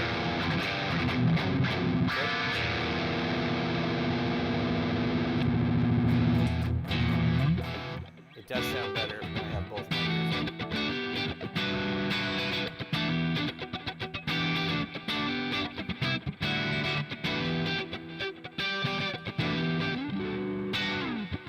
So, Peter, that's because we're fans of gear long before we ever got involved with Rev. I mean, Dan is fans of other stuff too besides what he designs, but like, I'm not the circuit designer at Rev. Totally. At all. Rev is like, we work with Rev, but like Yeah, and we didn't create it. No, and I bought into the company, became Dan's partner because of playing the prototype of the Generator 120 and just being blown away by like how well it worked for like what I was wanting to do with high gain stuff that I was never able to do with the other amps that I had. So Yeah, totally. So yeah, and we're honestly friends with a lot of the companies that that there's amps behind us. Like John from Marshall was at our booth hanging out with you at NAMM, and like Dave Friedman comes by Dave the booth all the time. Friedman Dave's is a great dude. is a good friend of ours. Yeah. So is like Carson's. yeah, Carson's Avi, who owns Boutique Amps that does all the Soldano stuff and Friedman. Synergy stuff, and Friedman and yeah. I think pretty much. I mean, excluding. I mean, even PB, James Brown came by the booth at one time, and we all were just like, whoa. Yeah. Like, and he was so nice, man. He was just the chillest. I don't know anybody at Fender who does amps. Yeah. And I've met a bunch of the guys from Mesa Boogie, and they are great people, and they build great products.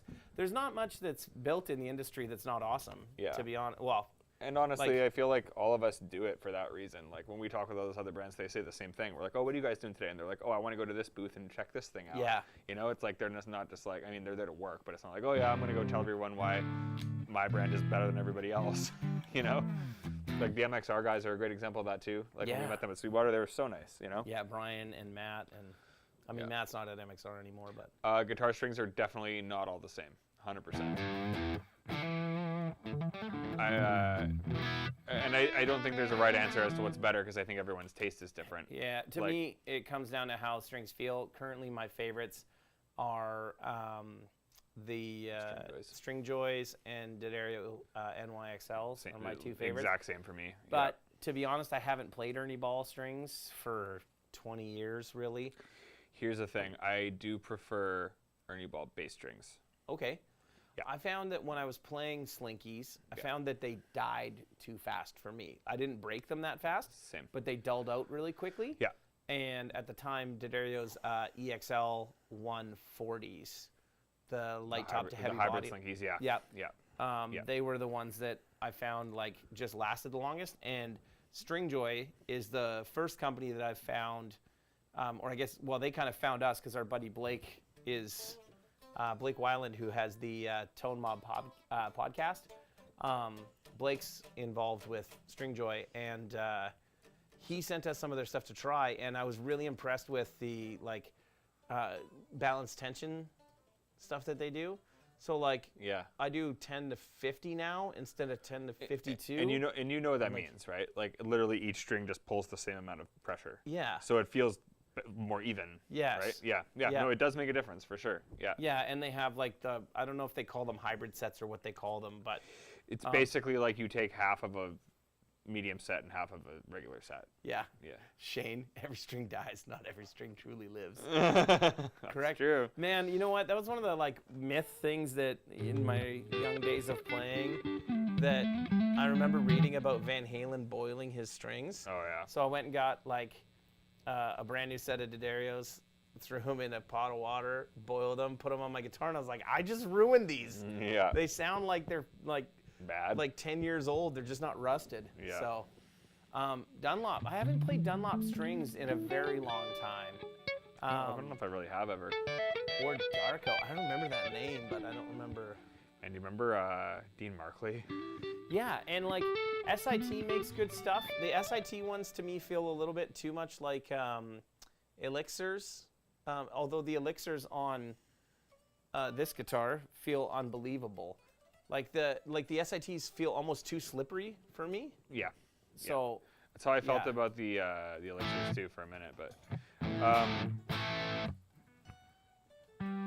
Peter says, yeah, it's funny though, because like Chris from Peach Pit's the same thing. Like he just likes the sound of the dirty balls more for some reason. He's like, it really isn't a particular reason. Every time I just put that set on, it feels right to me. So. Yeah, I mean, I approach that reason. like everything else in this industry. Like I can play with any pick. Like it doesn't really matter to me. I mean, your dad did teach us on that one stream about the pick and like the D'Addario pick. It's like, a D'Addario flex tone pick. Yeah, and like the tonal differences and like the amount of brightness that came from using that pick, which your dad also taught me about high-end patch cables and speaker cables. And you know what I have to say about all that? What? I don't really care that much because it's a minimal difference, so I'll use whatever pick. Oh, the pick is a big difference. The cabling to me, a little less, as provided it's not like the solderless stuff that doesn't work. Yeah, that's not. You're good to go. Notice I didn't name drop. But I will say the pick does make a difference. The solderless patch cables. Let's just talk about it for a second. Because this stuff drives me nuts. I started with the lava cable stuff. What a nightmare, right? I don't know. Do you remember lava cable? I remember going to their booth at NAMM because the board didn't work when we brought it there. Yeah, like what a nightmare, okay, for lava cable. And then we were using George L's. We got a ton of George L stuff, and we have a bunch of George L stuff still here in pieces. Again, ended up being a nightmare. Here's what I have to say about that. 99%. It was me putting the cables together that is the problem, not those cables. It's not the cables that are the issue. It's the putting them together yourself. It's definitely the technician doing it, not the actual products. So in that case, we're better off with soldered patch cables because I know how to solder things. Or they come soldered. And Manny solders them. Well, I mean, Manny makes all of our stuff. So these are not solderless, right? No. All of our I stuff like these, whatever these are. That's Manny soldering square plugs and Mogami cable. So like that's all super high-end stuff. Yeah. Rob says the pick makes a huge difference. So here's the thing I don't get about that. I agree with you, Rob. I have a bunch of people that have been asking about these Rev ones. Like, so a long time ago, hey, Marcus, thanks so much for sending this over. Dude, thank you, man. Yeah, can't thank you enough, dude. For everything. I will, I'll hit you up because I do want to come and reshoot the video that I did there properly with you guys when we come to NAMM this year. That Raven. Looking forward to seeing you guys. Yeah, that Raven has completely changed the game for me, man. So thank you. Really appreciate it, and we're stoked to represent these amazing guitars. And for sure. And again, everybody watching, you guys need to go to Tom Anderson's website, check out their list of dealers. Go find one near you because like it's an experience to be able to go and play really well-crafted instruments like this. Go to the guitar store. I mean, even if it's something that's out of your price range, go try it. Go see what the hype is all about. Yeah. Because the internet hypes it, which actually, surprisingly, the internet doesn't hype Tom Anderson a lot from what I've seen. They should. What I see is most of the top like session and touring guys that I know have Andersons and Tylers. Yeah. Like James Tyler Guitars and Tom Anderson, which they're very close together in California. And starting to have Novos. Yes. And Sirs. Use a Jazz 3, and then I'll use one of the Rev picks with lower gain. Really big difference. Yeah.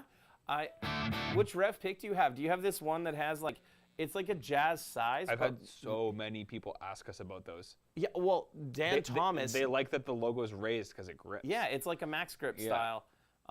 That's what it's designed after. But it's the only reason I don't use these very much is they're actually slightly smaller than a Jazz 3. I need to deflect to Jeremy's comment. Yorkville stuff is dumb expensive for no reason. I went to Long McQuaid to try to find a speaker cord the other day before our show. It was $80 for a Yorkville speaker cord. What? That was 5 feet. Yep. It was like, No. what? I literally was just like, no, I'm not paying that. Like, it's insane. That's insane. Like, yeah, and it's not like, obviously shout out Long McQuaid for representing Canada, but like the Yorkville stuff is not even remotely worth close to that. Like, so.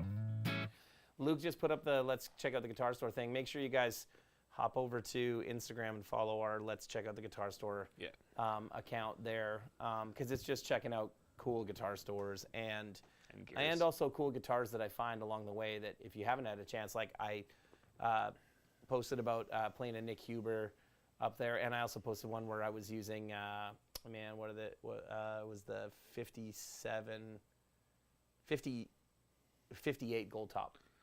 And A real 58 gold top. What's he talking about, picks on our site?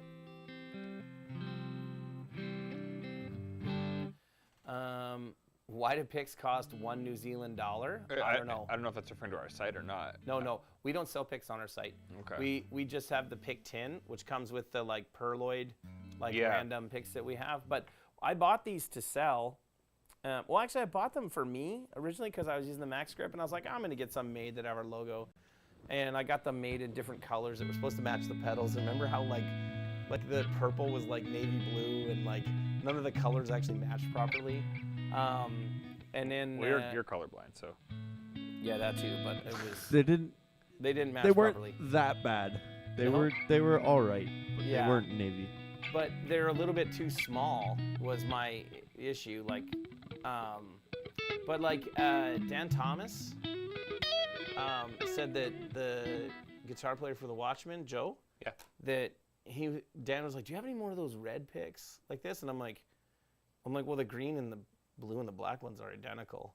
They're just a different color. He's like, oh yeah. He's like, these are his favorite picks. And I had like a bag of picks that I brought back from Europe. You saw you took the rest of the bag and were sorting. I parted your all the stuff. tilt picks out. Yeah, Yeah. exactly. And Yeah. like, I just said like, well, you could take whatever's in here. I was just giving them away at the last show. He's like, seriously? Yeah. So he literally had like 100 bag. of them. That's awesome. And I'm like, yeah. So Andersons are one of the boutique guitars that never feel sterile. Correct. 100%. Yeah. Rob, this one is really nice. What's your kind of dream Anderson? Like, I know, Rob, you're into Andersons. I feel like I see Rob. Maybe it's just because the Gibson content gets fed to us now, but I see Rob playing single cuts a lot, like Les Pauls a lot. Rob plays Strats. No, I know, but it's just the videos. Oh, That's what I'm saying. It's the videos that it's feeding me, because all the content that we have done with him has been Gibson centric. So that just feeds me that, because it thinks I want to see that. But yeah. Shut up and play, or shut up, play. Any advice for aspiring content creators? I'm looking to start growing my YouTube channel, make friends in the gear industry, and maybe make a living at some point. Making friends in the gear industry is the biggest thing, man. It's easy. Yeah. Easy. Just don't be a douchebag. Come hang out, say hi. Yeah. Socialize, make friends, make it known what you're doing, and be easy to work with. If Perf is still here, but I don't know if he said he had to take off. Like I know Marcus had to.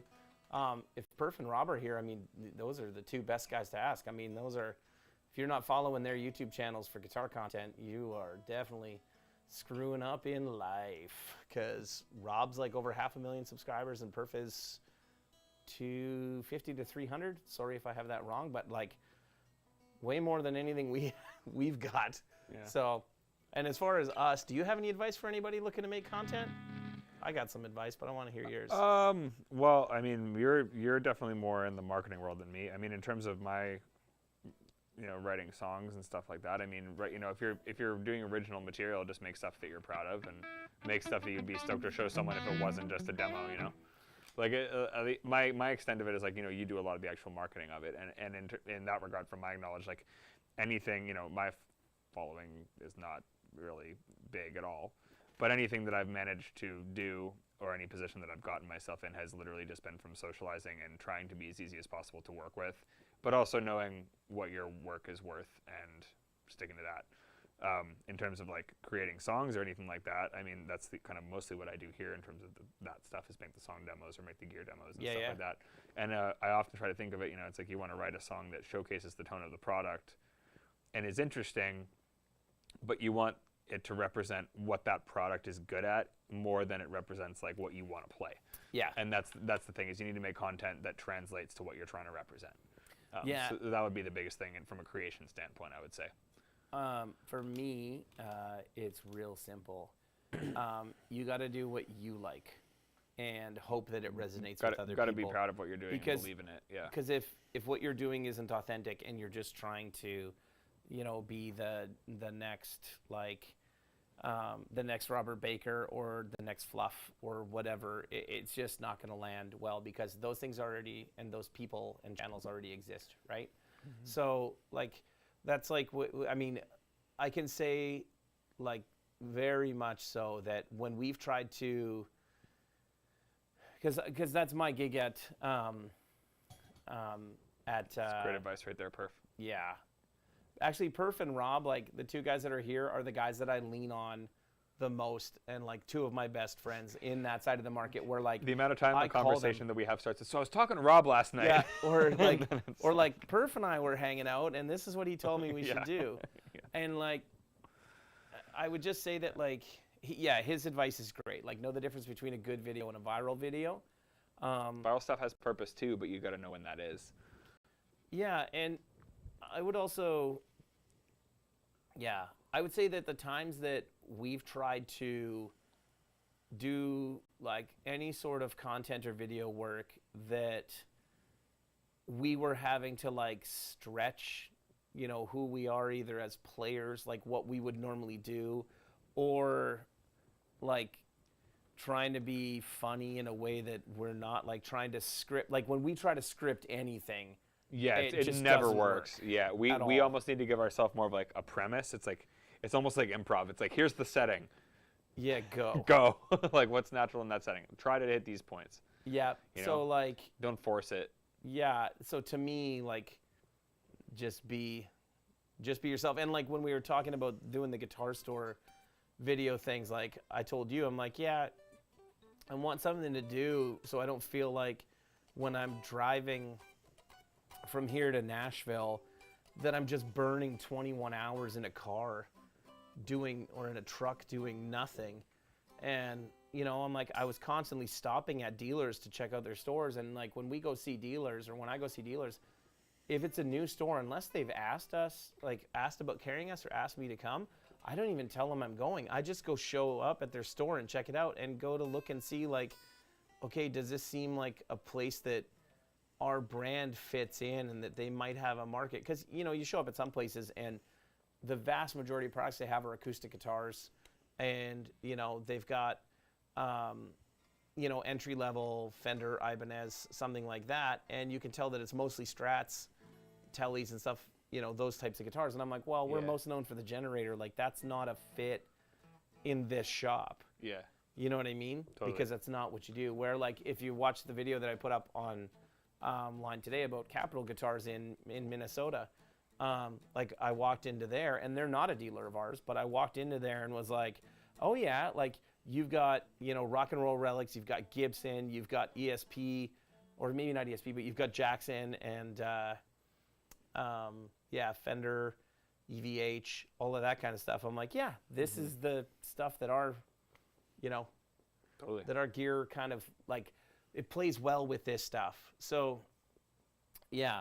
So then that just kind of led to, like, well, what if I just started shooting short videos and putting them up on the internet to show people the insides of guitar stores that they've never been to? Because who doesn't like looking at cool guitars? And, you know, then when you're traveling, because, you know, that's what I like doing, is when I'm traveling, even when I'm traveling for, like, personal stuff for vacation, I'm always looking for, okay, like, where's the cool guitar store or a guitar store to go check out? And I was like, yeah, it'd be cool if there was a channel on the internet that you could go to and be like, hey, I want to see, like, I'm going to be in Denver.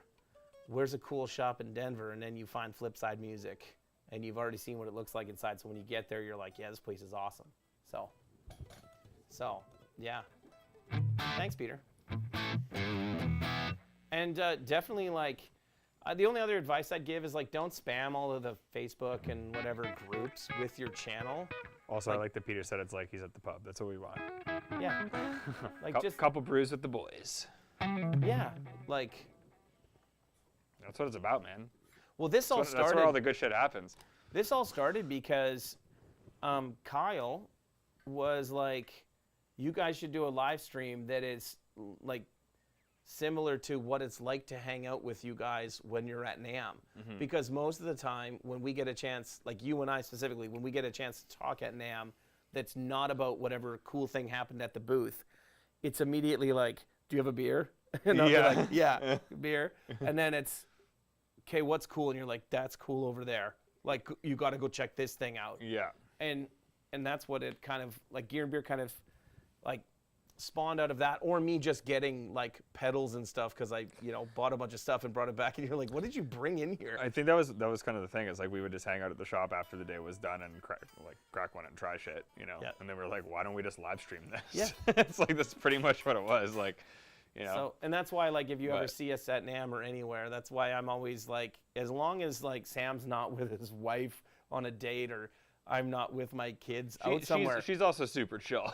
Yeah, no, But, yeah. I just mean any other time you see us, like, Come say hey. do yeah. not, well, and even if you saw me with my wife and kids, come say hi. Like, Yeah, no totally. one's gonna be like, what are you doing? But like, no, if you just see us out, like, come talk to us about gear, because My wife will be like, "Is that another one of your nerdy music people?" and you're like, I'll be like, "Yeah." like, this is what I do for a living. Come on. So, Yeah. Rob Baker says, be aware of how you build your channel. If you put out content that is positive and motivating, you will have a community of people like that.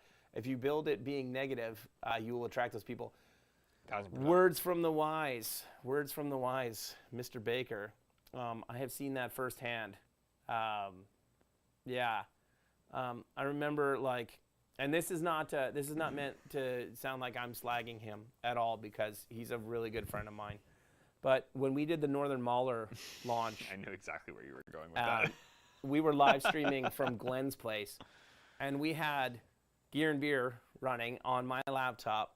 I had the comment section on my laptop, and we had another computer that had Glenn's, like the SMG channel. Glenn's people were just angry And about everything. Holy crap. I mean, his channel is so huge, right? Like, Oh, yeah. So I get it. You're going to get way more haters. And despite what he might present himself as, He's the nicest. Glenn is like, such a nice guy. such a nice Yeah, dude, and like he's a great. great supporter and friend of ours. Yeah. And like, Yeah. man, I just watched like a nonstop barrage of people being like, F you, Glenn, like, you suck, that, like, nonstop. And then I was looking at ours because I was watching them both simultaneously, and everybody's like, this is awesome, like, this pedal sounds great. And I'm like, wow, the stark contrast between the two is nuts. And also, Rob Baker is also one of him, Perf, Tubbs, like, they're the nicest guys on YouTube. Totally. Fluff. Have I been to Flipside since they got their new location, Christopher? You that can was highlight last, that. That was last year when we were there, right? Yeah, we did. Right before they didn't even, I don't even think they had their grand opening yet. We were there on the way to NAMM last year. And, are you, Christopher, are you in Denver then? Might be there again. Also, what are you guys drinking tonight? I've been nursing a Radler this whole time. That's, wow. Yeah, I know. Whoa, You know what? Now wow. Now that we don't have this here. No, I'm just saying, wow. Oh, you've had 3 beers? I'm not driving tonight. We're gonna do it. I'll still be here at 7:30 tomorrow morning. Don't worry about it. I'll walk in and you're on my couch. Oh no, never mind. I'm gonna arrive with Bo tomorrow because What's that? my wife needs a car. I'm gonna arrive with Bo, but he said he wants to come for 8 o'clock, so we'll see how that happens. He's been good about that recently. Yeah, the, sorry, that derailed a bit. Luke, can you scroll up just a little bit so I can see? Oh, yeah. Have we been to Flipside? Yes, on the way to NAMM. And I talked to Ike today, yesterday. And, well, actually, the 3 of us in this room are headed back to Flipside on the way to NAMM this year. If everything else lines up. What's that? It said if everything else lines up. That's the plan. Even if they don't. Oh man, Casa Bonita is taking. They emailed that they were taking bookings. You're like, I don't care about that at No, all. I don't at all. But We won't be there long enough. we'll be go to able that do it, sandwich dude. place again, the Gen Z sandwich place. No. Please no. No. The sandwich I got was awesome. You This- guys screwed up. I got like a pesto thing. It was fantastic. Pesto's gross though, dude. I like pestos. Turkey pesto. What was it called again? Oh no. Cheap. Denver dumpy sandwiches. Oh no, you're close. Chiba Hut. Chiba Hut. Yeah, Chiba Hut. Yeah. It was Chiba Hut. And wasn't it? No, Colton told us not to go there. Somebody else told us to go there. Or was it Colton that told us to go there? I don't Was know. it remember. Greg? I think it was one of the guys at Flipside. Oh yes. Yeah, I forget his name. He was trying to show me the Maris. Nice. Christopher, if we're there, you should come out. Yeah, we will be. Like, I can pretty much guarantee at this point we will be there. Yeah. So, you're like, oh no. Denver. But yes. Well, you're driving to Denver. You did say, yeah. It's like that Tom Segura bit where it's like, what does your vehicle say about you? Minivan. Why have sex when we can play with all the Angry Bird toys? He's like, full-size van. Whoa. You know what that says? You want to go on a date? Well, you're coming. That's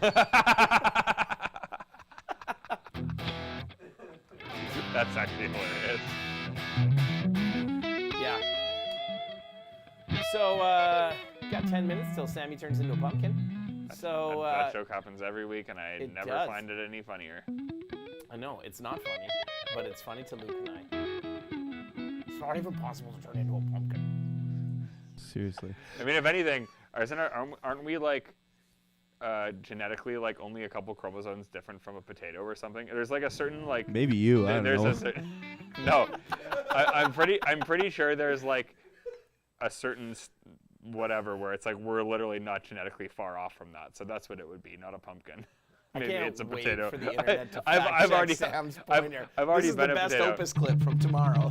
Dude, I edit them. This ain't going up. I also know how to do that. Yeah, bro. We We don't all, have time. all three of us know how to do that. Yeah. So, what questions you guys have for us? Also, like I said, buy any of the anniversary G Series pedals, you get a free Gear and Beer T-shirt. Yeah. I don't know what else. How do you guys like our fancy QR code thing that? I'm digging it, dude. I just like the fact that we now can like highlight comments again. That's my favorite thing, is that we can actually, we can actually show when people say something and not just have to read it out loud. We also were toying around with the idea of some secret things that we can potentially work out for next week there. What are we doing next week? I don't know, but we could probably try and get this figured out here. Yes. Yeah. Let's get that going for sure. Is next week? It's All Hallows Eve. Is it? It's not actually Halloween Oh, next it's week. the 30th. Yeah. All right, so what are we dressing up as? Should I draw an actual pumpkin? You could. You could. Well, this beer can't go back in the fridge. And you're not driving, so. Yeah. Next week he's not? No, I right mean now I'm tonight. not. Right now I'm not. That's the only reason I'm having another beer.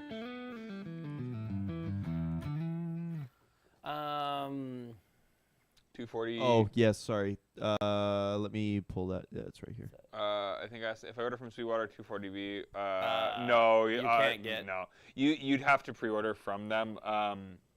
We Peter, ship. you're in New Zealand or you're in? He's in New Zealand. Okay, yeah. We have a dealer in New Zealand. It might just be cheaper for him to get it through Sweetwater. Well, yeah, but Australia. But you'll get nailed on importing from Sweetwater. That's the thing. Like you should get it through any of our music and audio stores that they supply. Yep. Or Infinite Guitar. Or does Steve do our stuff in Infinite? Steve does our stuff in Infinite, but he would also help coordinate. We have a rep, Peter, for that area that is amazing, and he can definitely get you set up. His name's Steve Gray. Yeah, he's fantastic. Basil. Steve's not a rep there anymore. Steve owns a store. But no, I know, but he's so well he used to be connected with everyone that he could get you set up. He used to be one of our reps at Music and Audio, our distributor in Australia and New Zealand. I did meet Steve. I was like, I thought I met Steve. I met him last year now. Yeah. Yep. Yeah, he was great. The best. How important is nitro? Very. Your car can move pretty fast without it, if you have a decent car.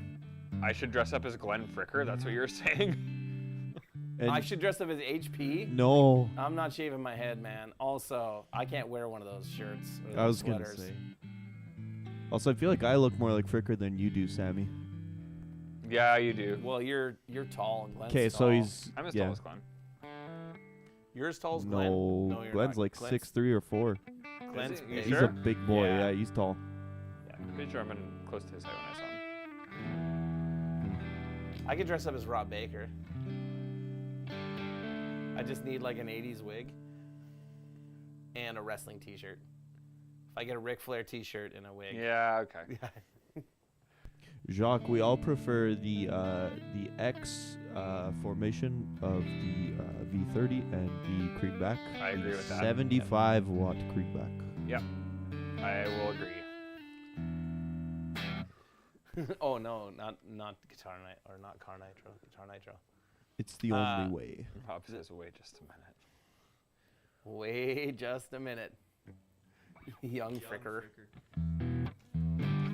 Perf is gonna dress up as Slash again. Man, I gotta say, all his like Perf's reels, like, dude has it dialed in so well. Have you seen the one where he's like grabs the tone control on a Strat and it turns into his hat? Yeah. Yeah. He does all that on his phone. That was in Ibanez. That was who just got it. I don't know. I don't remember. You're gonna stand there owning a fireworks stand and tell me you don't have any whistling bungholes, no spleen splitters, whisker biscuits, honky lighters, hoosker do's, hoosker don'ts, cherry bomb. What's that from? Oh, I know the movie it's from. I've watched it. Oh man, I do know what it's from. The but Joe Dirt. No, it's in Joe Dirt. Yeah, Don't yeah. try to church it up, Dirt. I was gonna say it. That's a great move. I don't know why I was imagining Dukes of Hazzard for a minute, but it's the same kind of vibe. Yes. Yeah.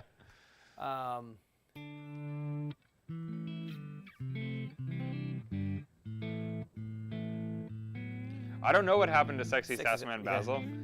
The internet got too vast. He turned into that guy who's got like the wheelies. Yeah. Yeah. The Yeah. guy's like, Yeah. tell your mom I'll be over at 9. That guy's awesome. Yeah. You know who he reminds me of? Bo. Smoking Bo. I will take credit for that nickname forever. Smokin' Bo came from the Gopher Soda playthrough video that Bo was in. Yes. And I just put that as his name in the caption. Yes. And that's where it came from. I'll be Filipino Kirk Hammett. You're just going to sit and play a wah pedal all day long? Yeah. Pentatonic licks with a wah? Not even pentatonic. Play major over minor. Dress up Then as you're each good to other. go. I can't wear a midriff exposed shirt, guys. That's the real gross.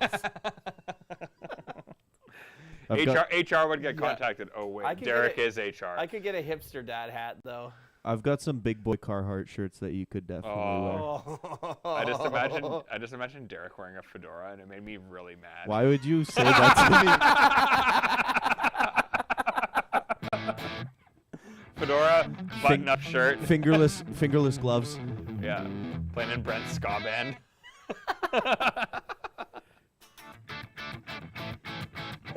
Goldfinger's okay. That's fine. Goldfinger's That's all you have to do, right? Yeah.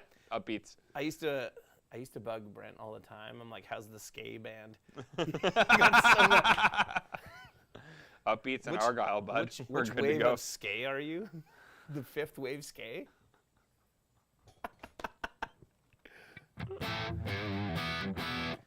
I just call it. You know, I grew up watching Dukes of Hazzard, and every time you and I have been away for the live stream, I've been like, Bo and Luke can do it. I'm like, and they can pretend to be the Dukes of Hazzard, and no one laughs. No one. It's also never happened. No, once we tried. You guys didn't do it. Bo wasn't here. I know. So we just canceled it. It's Bo's fault. I mean, maybe why don't we do that not next week, but the week after, when me and Derek aren't here? Sure. No. No. No, because if I'm not here, it's because I'm going to be doing the live stream somewhere else. Oh, never. Okay, so we're not actually missing one then. We're good to go. No. Well, You'll be back the following week. yeah. Yeah, we'll be good. Yeah. I also could do one on the road one day. Maybe that would be fun. Yeah. It'd be fun doing as like a tech thing on the road. Well, normally 7:30 p.m. on a Wednesday is probably when you're doing the show. Depends on the time zone. And the day. Like we're out west on this one, but not on a Wednesday. So Yeah, so like that's 5:30, I guess. 5:30. maybe That's next year with pretty Peach Pit. close to.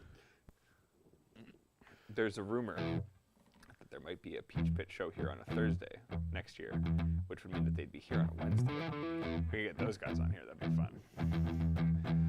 Sick. Chris would for sure come. It'd be really fun. I have to line it all up because I don't know for sure, but I'm hopefully going to Nashville. I'm supposed to, but I got to figure some other things out first. Right. But I might be doing Gear and Beer with Chris Baseford. That would be real sick. I don't know if you guys know who Chris Baseford is, but Huge Chris is producer. like Nickelback and Theory of a Dead Man and bands like that. He's a producer, and he's essentially the guy that helps get all of Nickelback's tones now, and he's become a buddy of ours. And John Plett, real close friend of ours, works with him. John hooked that up. And was like, hey man, he's like, would you be up for like doing Gear and Beer next time you come to Nashville if Chris is here and like you guys do it together? I'm like, yes, absolutely. I will that'd be come to awesome. do that. Yeah, but I'm just not. Rob says you mean you 100% are sure. going to Nashville. I mean, I am most likely. Rob already, like, I told him, I'm like, yeah, I think I might be coming down. And he's like, do it. Yeah. Go to Yes. Joyland 3 times. Oh. Robert, did I tell you about my solo journey to Joyland when I was there with Morgan Wall and I ate 3 crust burgers by myself? Like literally went with nobody. my hotel was across the street. I got to the hotel. I was still hungry. Everyone else lived in Nashville and was at home. Me. And I literally messaged Derek and I'm like, I just ate 2 crust burgers and then went back for a 3rd. And I'm pretty sure I said to you, I'm like, is it legal in Nashville now? Like, there's no way you weren't eating 3 burgers. I was. Exactly. Yeah, I went to that stand in is it 5 Points? There's that cart outside where it's like it's legal within it. Anyways. Oh yeah. There's a weed truck in 5 Points now. Right beside Cheap Charlie's. It is. Yeah, we got booze there too. And I only know that because He says power move. 100% it is. because I eat lots of tacos when I'm in Nashville. Cheap Charlie's. And Yeah. I don't smoke weed, so. Yeah. But I'm pretty sure I did tell you at one point, I'm like, I think there's this little cart.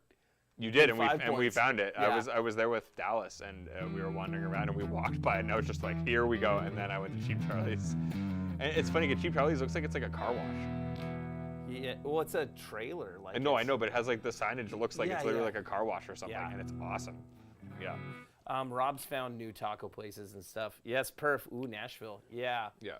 I will let you know, Perf, once I know what's going on. Perf has offered to meet me in Nashville at some point. Cool. Yeah. So, Sweet.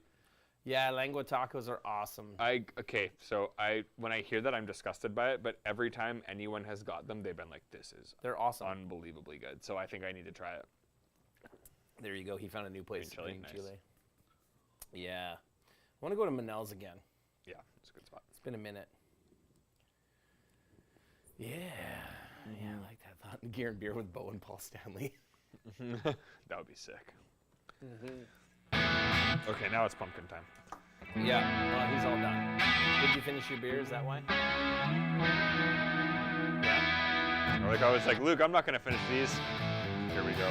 Yeah, don't worry, I knew. So, In short, these are some unbelievable guitars. yes. Yeah. You can't go wrong with anything I've ever touched from Tom Anderson's builds. They are all fantastic. Again, we're well aware that they are not an inexpensive guitar. Yes. And nor do we try to do these things in a way where it's like, hey, look at all these expensive guitars that we're playing. It's more or less just like, hey, these are some great people that are making really great instruments. Yep. And when it is something that is attainable for you, they 100% deserve your support. And we just want to support those brands because they make great stuff. They're great people. It's because they're great people more than anything. Like all we these would- relationships with these brands we have, it is 1,000% because they're people that we like and get along with.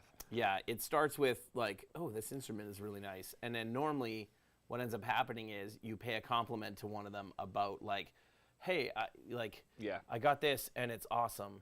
Like, Totally. thanks. Or I got to play this, and then that's how it all starts. And 9 times out of 10 for me, it's like when we're talking about going to NAMM and trying all this stuff, it's like the things that stick out to me are the things where I go there and like build a relationship with one of those people. Yeah, man, like sidebar for cool guitars that aren't too expensive. I don't have one yet. Key is yet. But Sully guitars. Oh man, yeah. I met Sully. They're Raven. They make a Raven, which is an Firebird type thing. That So thing we had one at NAMM because Kyle's working with them, or like with John, aka Sully, and like Perf is a Sully artist, and they ended up being like right beside me at the Dallas Guitar Show, and we had that Raven at NAMM, but I didn't really get to try it because I spent most of my NAMM show in meetings. Yeah. Like I think you handed it to me because like Luke really loved it, and I felt the neck. I'm like, it feels great, and then it went back, or it went back to the like, or probably I went back to the room to go to a meeting. It felt unreal. But I got to play them, and Sully lent me, I think it's called the 624, which is his like Strat. Yeah. And like, man, it's on par with my NJ. It is a killer guitar. And they're not crazy expensive. No, they do this Conspirator series, which are like I don't know if they're all like, I don't know enough about the line to say like Conspirator series is specifically like the imports or if it's a model.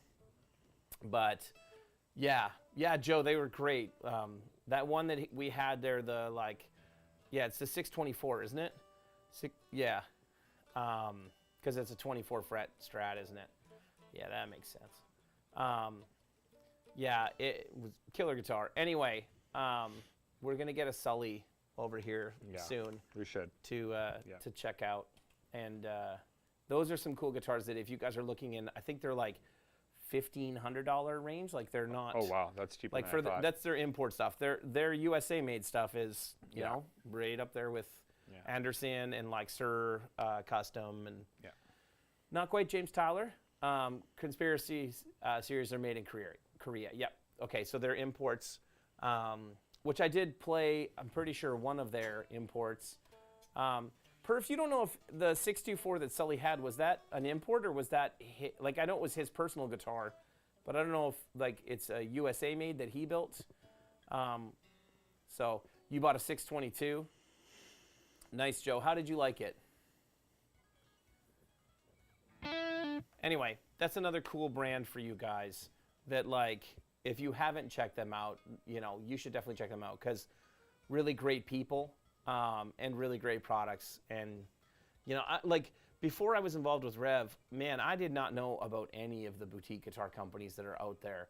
And I mean, at this point, I think I play more like boutique and like kind of like, I mean, I know Schecter's not really a boutique brand, but I feel like the Nick Johnson is like their version of a boutique guitar because like they're not known their for Strats. Their USA stuff is absolutely boutique. Yeah. Like, their custom shop stuff is actually, you know what? Their offshore stuff is getting pretty dang close, but their US stuff is like there's no doubt about it. It's as boutique as any of those other brands. But cool. So anyway, we'll be we back are next week. 7 minutes past Sam's bedtime. No. We're and done. Luke's got to drive me home still, so maybe I'll sleep in the car and Luke can carry me inside. So again, thank you very much to Tom Anderson and to Marcus. Yeah. over And Murray there Pulver. For and Murray for this thing. Murray for lending us his. This has got some serious his workhorse vibes. This guitar. And Marcus for letting us borrow this Angel. Gorgeous, that thing gorgeous is guitars. That thing's top 3 nicest guitars I've ever played, I think. As is my Raven. There you go. Perf just said the white one was Sully's personal 622, so not 624, 622. Yeah. Cool. Killer guitars. Killer. Yeah. All right, everybody. We shall see you next week. I don't know if I can do that with these nice guitars. I feel bad. Like I feel like we should just play like things that are nice. You know what I mean? Like it should just be like.